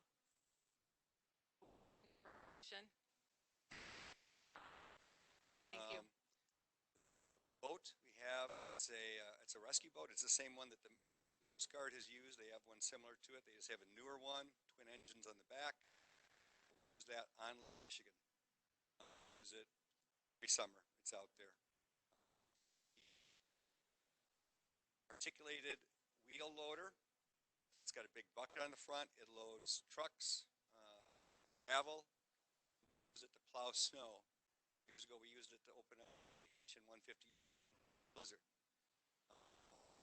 Generator, piece of equipment we got from the military that we use at country.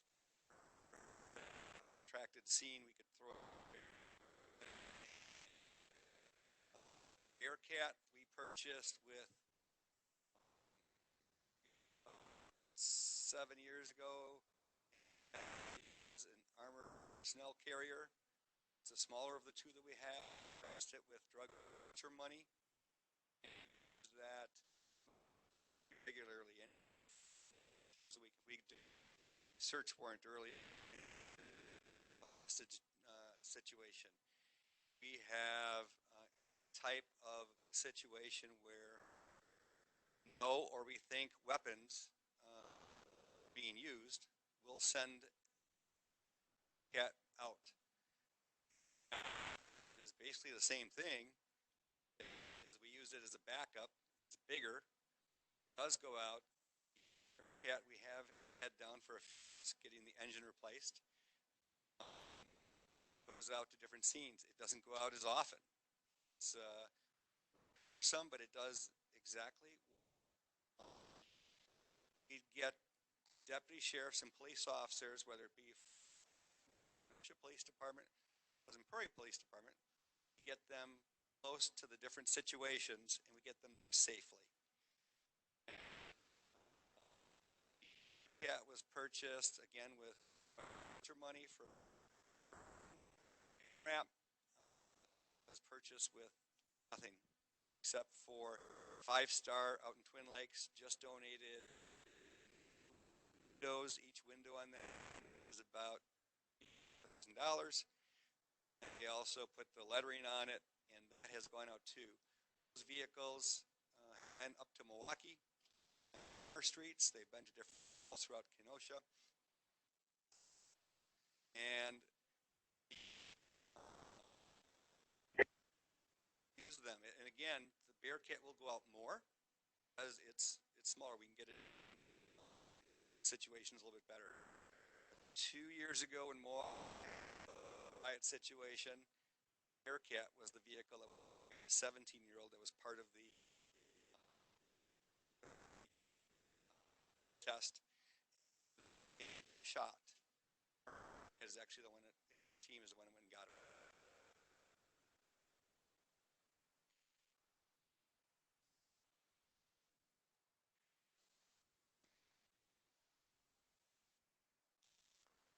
So I got a few things. Sheriff Beth, there's 3 categories of MRAPs. Do you happen to know which category we have based on global security? Is it category 1, 2, or 3? Okay, regardless of whether they're 1, 2, or 3. Category 1, weighing about 7 tons and designed for urban environments, transports up to 6 personnel. Transport vehicle. Category 2, weighing about 19 tons for convoy escort, troop transport, and ambulance evacuation. Transports up to 10 personnel. Category 3 vehicles intended to be used primarily route clearance and explosive ordnance disposal, and I think that's what people are getting wrapped around.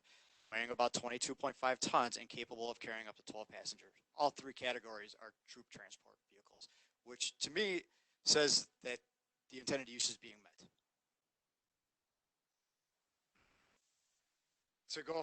To add to that,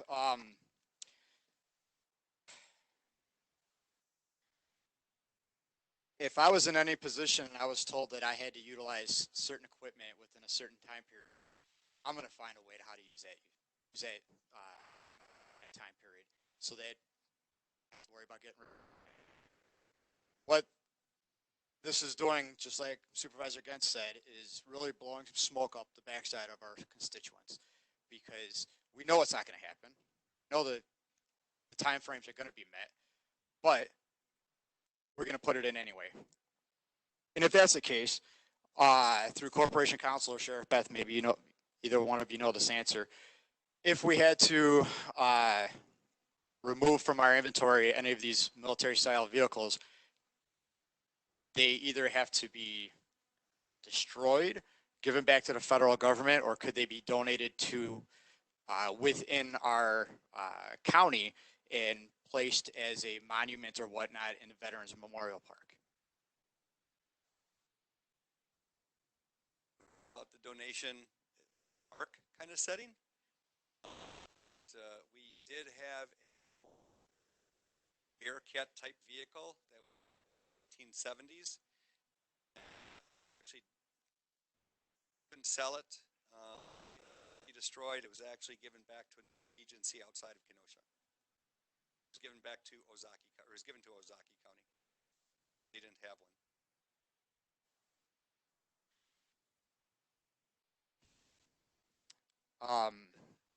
Well, since we don't have a definitive answer on donating it to the Veterans Memorial Park, I don't want to support this, because I think it's not being fair to our constituents, because we know it's not going to happen.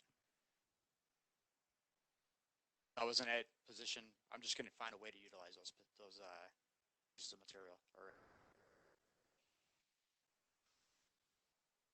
I would move all previous questions.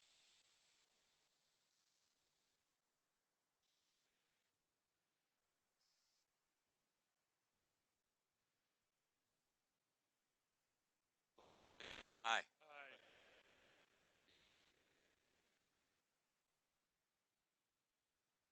Roll call on the questions before the.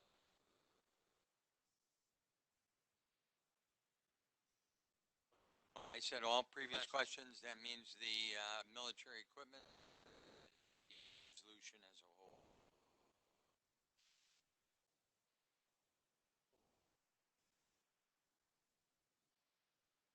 Separately.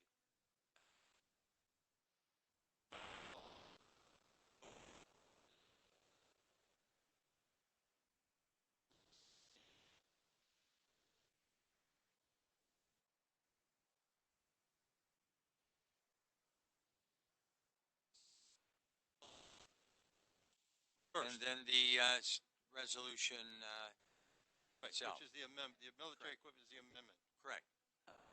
At first. And let's have Supervisor Rodriguez one last time. Be it further resolved, the Kenosha County Board of Supervisors directs the Sheriff's Department to sell or donate any department-owned military-style vehicles that have not been used for its originally manufactured intended purpose for more than 2 years.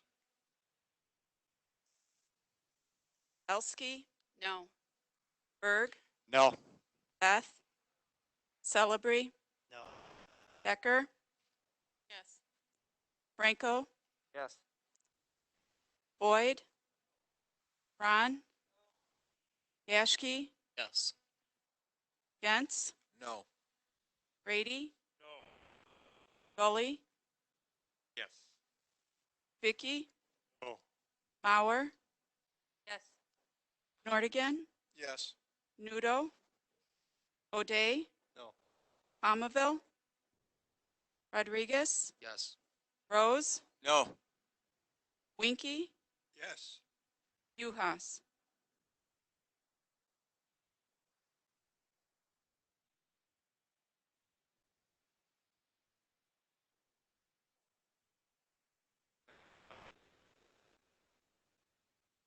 Nine yes, 13 no. Amendment failed. On the motion itself. Right in the audience. Point of clarification. The motion is here now. Somebody say that we're making amendment. It's going to be put forever. Now, if he goes into budget funding, it's going to other things in there. So, is that going to work? Sense. So we're not making a Motion as it. What's he say? But I need an explanation of what he says.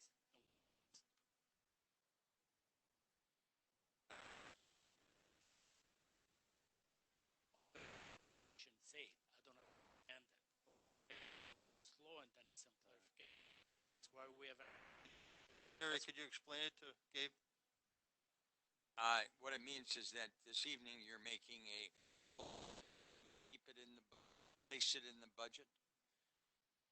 You decide at budget time that even though you've supported it this evening, that you oppose it then. My position was that if you vote for it tonight, you're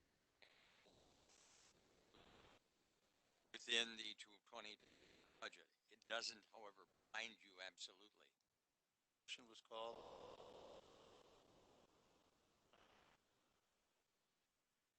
Voting on resolution 16 as presented, correct? Belsky, Yes. Berg, Yes. Beth, Celebrity, Yes. Decker, Yes. Franco, Yes. Boyd, Ron, Yes. Yashki, Yes. Gents, Yes. Grady, Aye. Gully, Yes. Vicky, Mauer, Yes. Nordigan, Yes. Nudo, O'Day, Yes. Palmaville, Yes. Rodriguez, Yes. Rose, Yes. Winky, Yes. Uhas. Yes. The motion Unanimous. Resolution passes.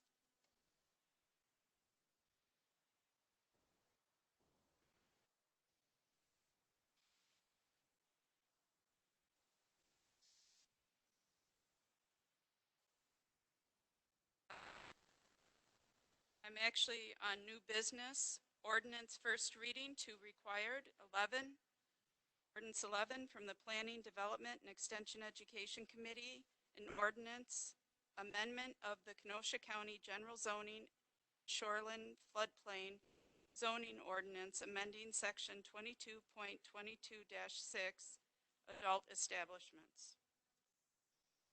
Ordinance 9, from the Planning, Development, and Extension Education Committee, an ordinance regarding Paul Lauren Properties LLC owner, Chris Klemko agent, requesting an amendment to the adopted land use plan map for Kenosha County 2035.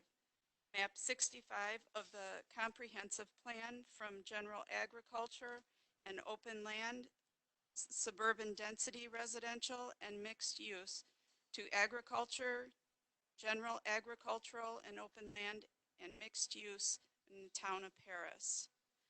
Planning, Development, and Extension Education Committee, Gashke, yes. Mauer, yes. Beth, abstain. Nudo, yes. Rodriguez, excused. Supervisor Gash. Thank you, Mr. Chair. I move the motion. Moved and seconded by Gashke. Just to clarify, we're on ordinance 9, is that correct? So this property, it's located at the intersection of Highway 45 and State Highway 142. The comprehensive plan amendment would allow an amendment to the adopted land use map for Kenosha County 2035 from general agricultural and open land, suburban density residential and mixed use to general agricultural and open mixed use. Town of Paris recommended the approval of the request, as well as our committee. We urge you to support this tonight. Thank you. Any discussion? Being none, all those in favor? Aye. Carried. Thank you. Excuse me for a moment. Can I clarify, Supervisor Beth, are you voting on this? You're abstaining? Okay, for the record, Supervisor Beth is abstained. 10, from the Planning, Development, and Extension Education Committee, an ordinance regarding Paul Lauren Properties LLC owner, Chris Klemko agent, requesting a rezoning from A2 General Agricultural District, R2 Suburban Single Family Residential District, and B3 Highway Business District to A1 General Agricultural District and B5 Wholesale Trade and Warehousing District in the town of Paris. From Planning and Development and Extension Education Committee, Gashke, yes. Mauer, yes. Beth, abstain. Nudo, yes. Rodriguez, excused. Supervisor Gashke. Thank you, Mr. Chair. I move the motion, ordinance 10. Seconded by Supervisor Gashke. This is the same property located at the intersection of Highway 45 and 142. And this rezoning would allow for the operation of a contractor's business with a conditional use permit. Again, the town of Paris recommended approval of the request, as well as our committee. We ask you to support this tonight. Discussion? Seeing none. Favor, aye. Aye. Supervisor Beth abstaining. Resolution, one reading. 10, from the Finance and Administration Committee, a resolution to approve the appointment of Sean E. Smith to serve as Kenosha County Chief Information Officer. From Finance Administration Committee, Rose, yes. Gentz, yes. Ron Frederick, yes. Kubicki, yes. Franco, yes. Wamble, yes. Uhas, yes. Supervisor Rose. I would move the resolution. Motion by Supervisor Rose, second by Supervisor Gentz. Supervisor Rose. The committee recommends the approval of the appointment of Mr. Smith to the Chief Information Officer for the county.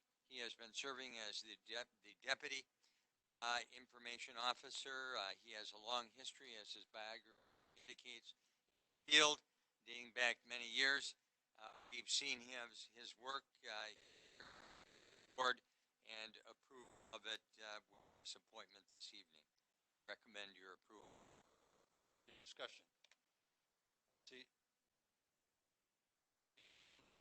Those in favor, say aye. Aye. Aye. All right.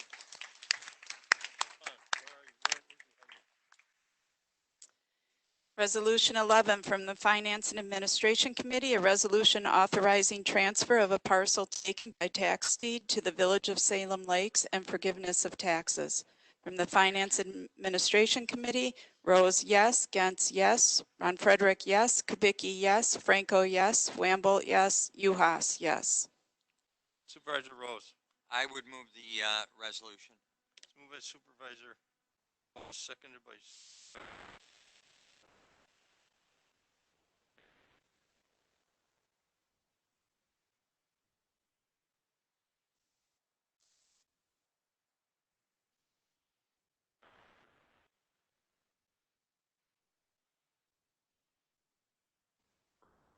Thank you, Mr. Chairman. Both this resolution as well as the following resolution, transfers of tax deeded property which have very limited use to these, to the village of Salem Lakes in one situation and forgiveness of taxes. It is for a public purpose. They intend to use it to assist them for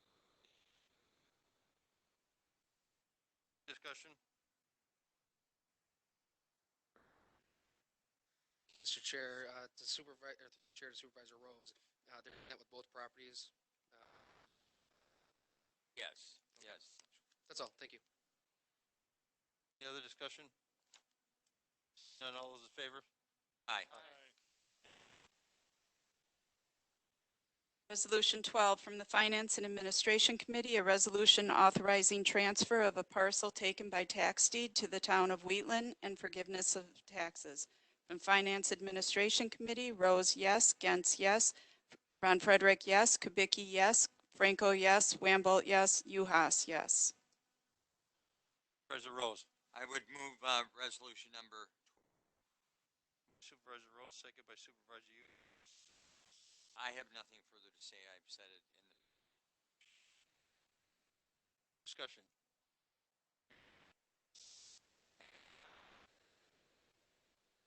Resolution 13 from the Finance and Administration Committee, a resolution authorizing and providing for the issuance of not to exceed 13,360,000 general obligation promissory notes, providing for the notification and sale of said notes and other related details.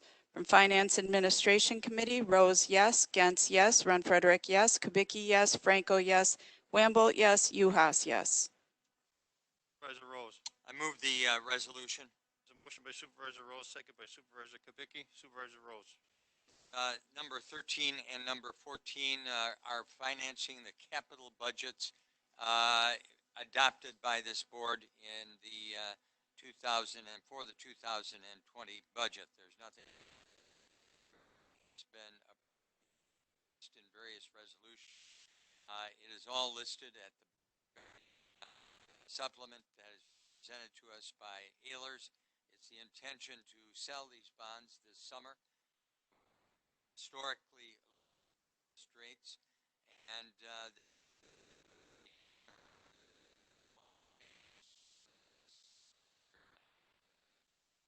Take 13 first. Yes. Any discussion? Favor, aye? Aye.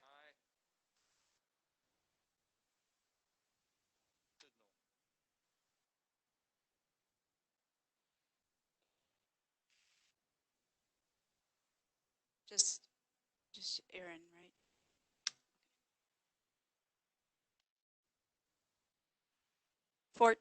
Resolution 14 from the Finance and Administration Committee, a resolution to authorizing and providing for the issuance of not to exceed 10,460,000 general obligation corporate purpose bonds, providing for the notification and sale of said bonds and other related details. From Finance Administration Committee, Rose, yes. Gantz, yes. Ron Frederick, yes. Kubicki, yes. Franco, yes. Wamble, yes. Uhas, yes. Supervisor Rose. I move resolution 14. Motion by Supervisor Rose, second by Supervisor Kubicki. Supervisor Rose. I have nothing further to add. Discussion. Favor, aye? Aye. Any nays?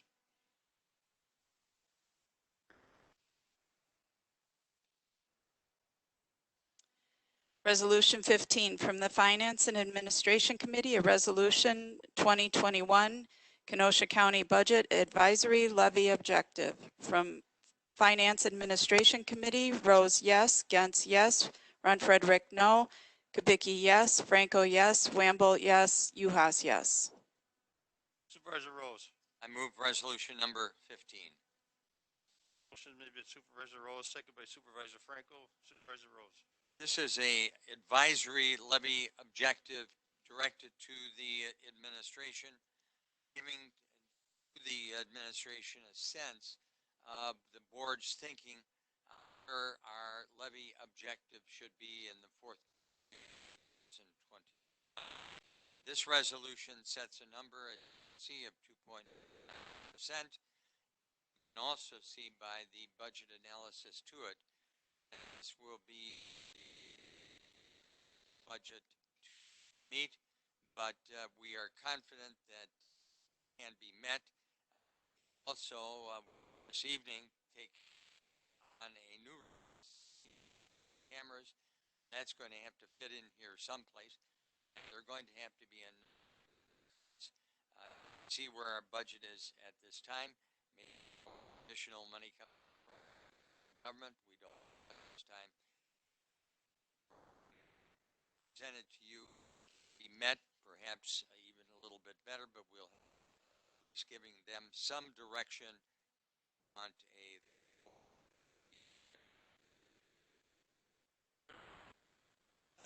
Thank you, Mr. Chair. Once again, I've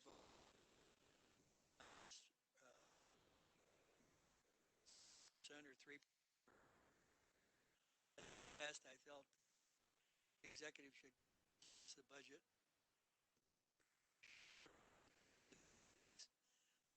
Support, sell us on it. This is telling him it's like 3 years in a row. This time I think we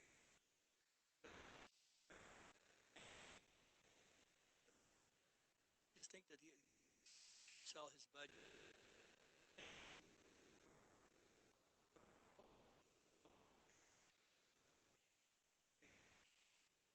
Just think that this is telling him can come in at see what he really needs, and if we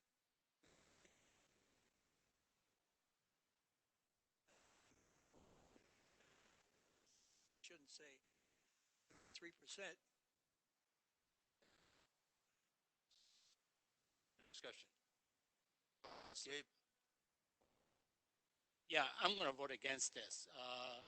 One of the reason county executive pretty much told us on state that it was going to come in at less than 3%. So basically, he's always, like every year, he puts the percentage that he's going to come in at, then we just say, oh, fine, do that. So I think he should come in with the best budget that he can. Then we go from there. We'll vote. I don't think we should put a 3% or 0 or whatever. Other discussion.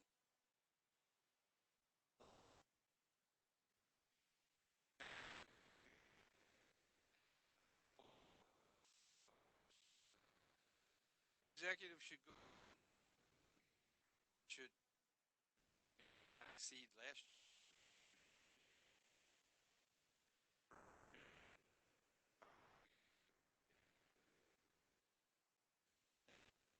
Discussion. Call for roll call. For resolution 15, Belsky, Yes. Yes. Berg, Yes. F. Celebrate, Yes. Decker, No. Franco, Yes. Boyd, Gashke, Yes. Gentz, Yes. Grady, Gully, Yes. Kubicki, Yes. Mauer, No. Nordigan, No. Abe, sorry, Noodle, O'Day, Palmaville, Rodriguez, Nay. Rose, Yes. Winky, Uhas. Point of order, did you call something? Oh, you know what? I think I maybe missed it. Ron Frederick? No. I had already had you marked. How'd you miss Ron? Because I already marked them, no. Good. All right. 7, no. 15, yes. Resolution passes.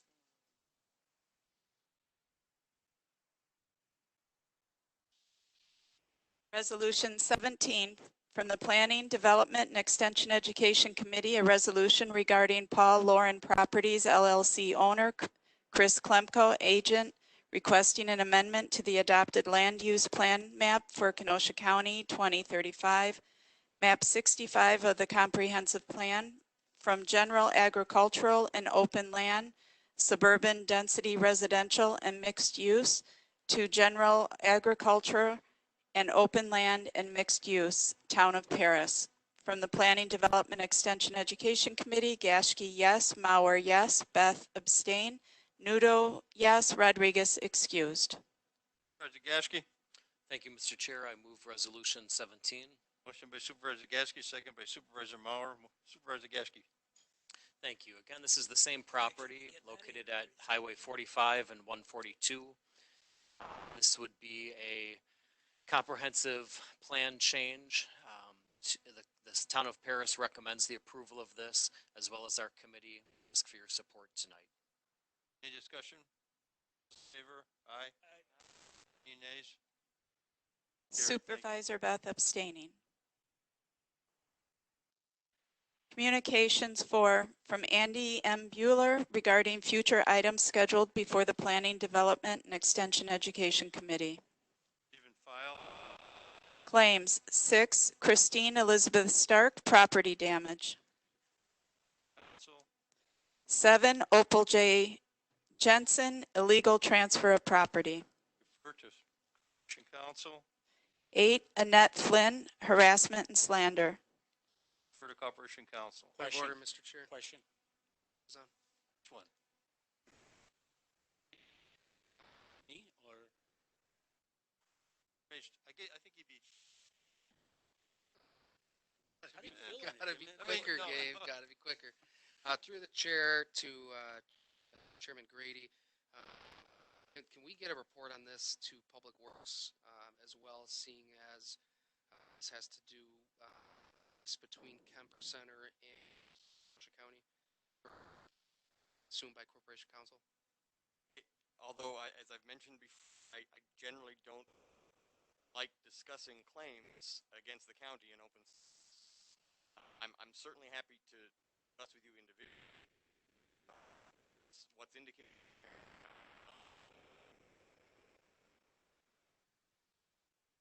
So can we get, can your office then, if Chairman Grady's okay with it, your office just run through this with us at Public Works?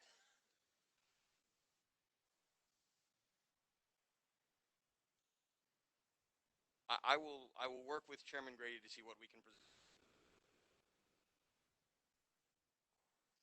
Yeah, I did. Okay, my question, I'm probably.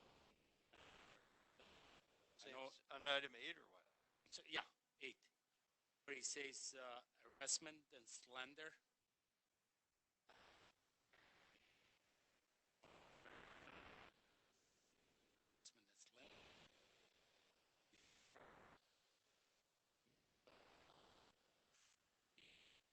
And fine. Explain to me. It's posted this way. Supervisor Nudo? It came through our office first, so that's where that gets assigned. We have to give it some brief explanation. And in the last paragraph of the second page is where she claims harassment and slander. So that's why that is on there.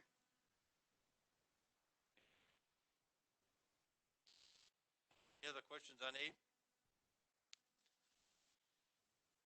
Summons and complaint.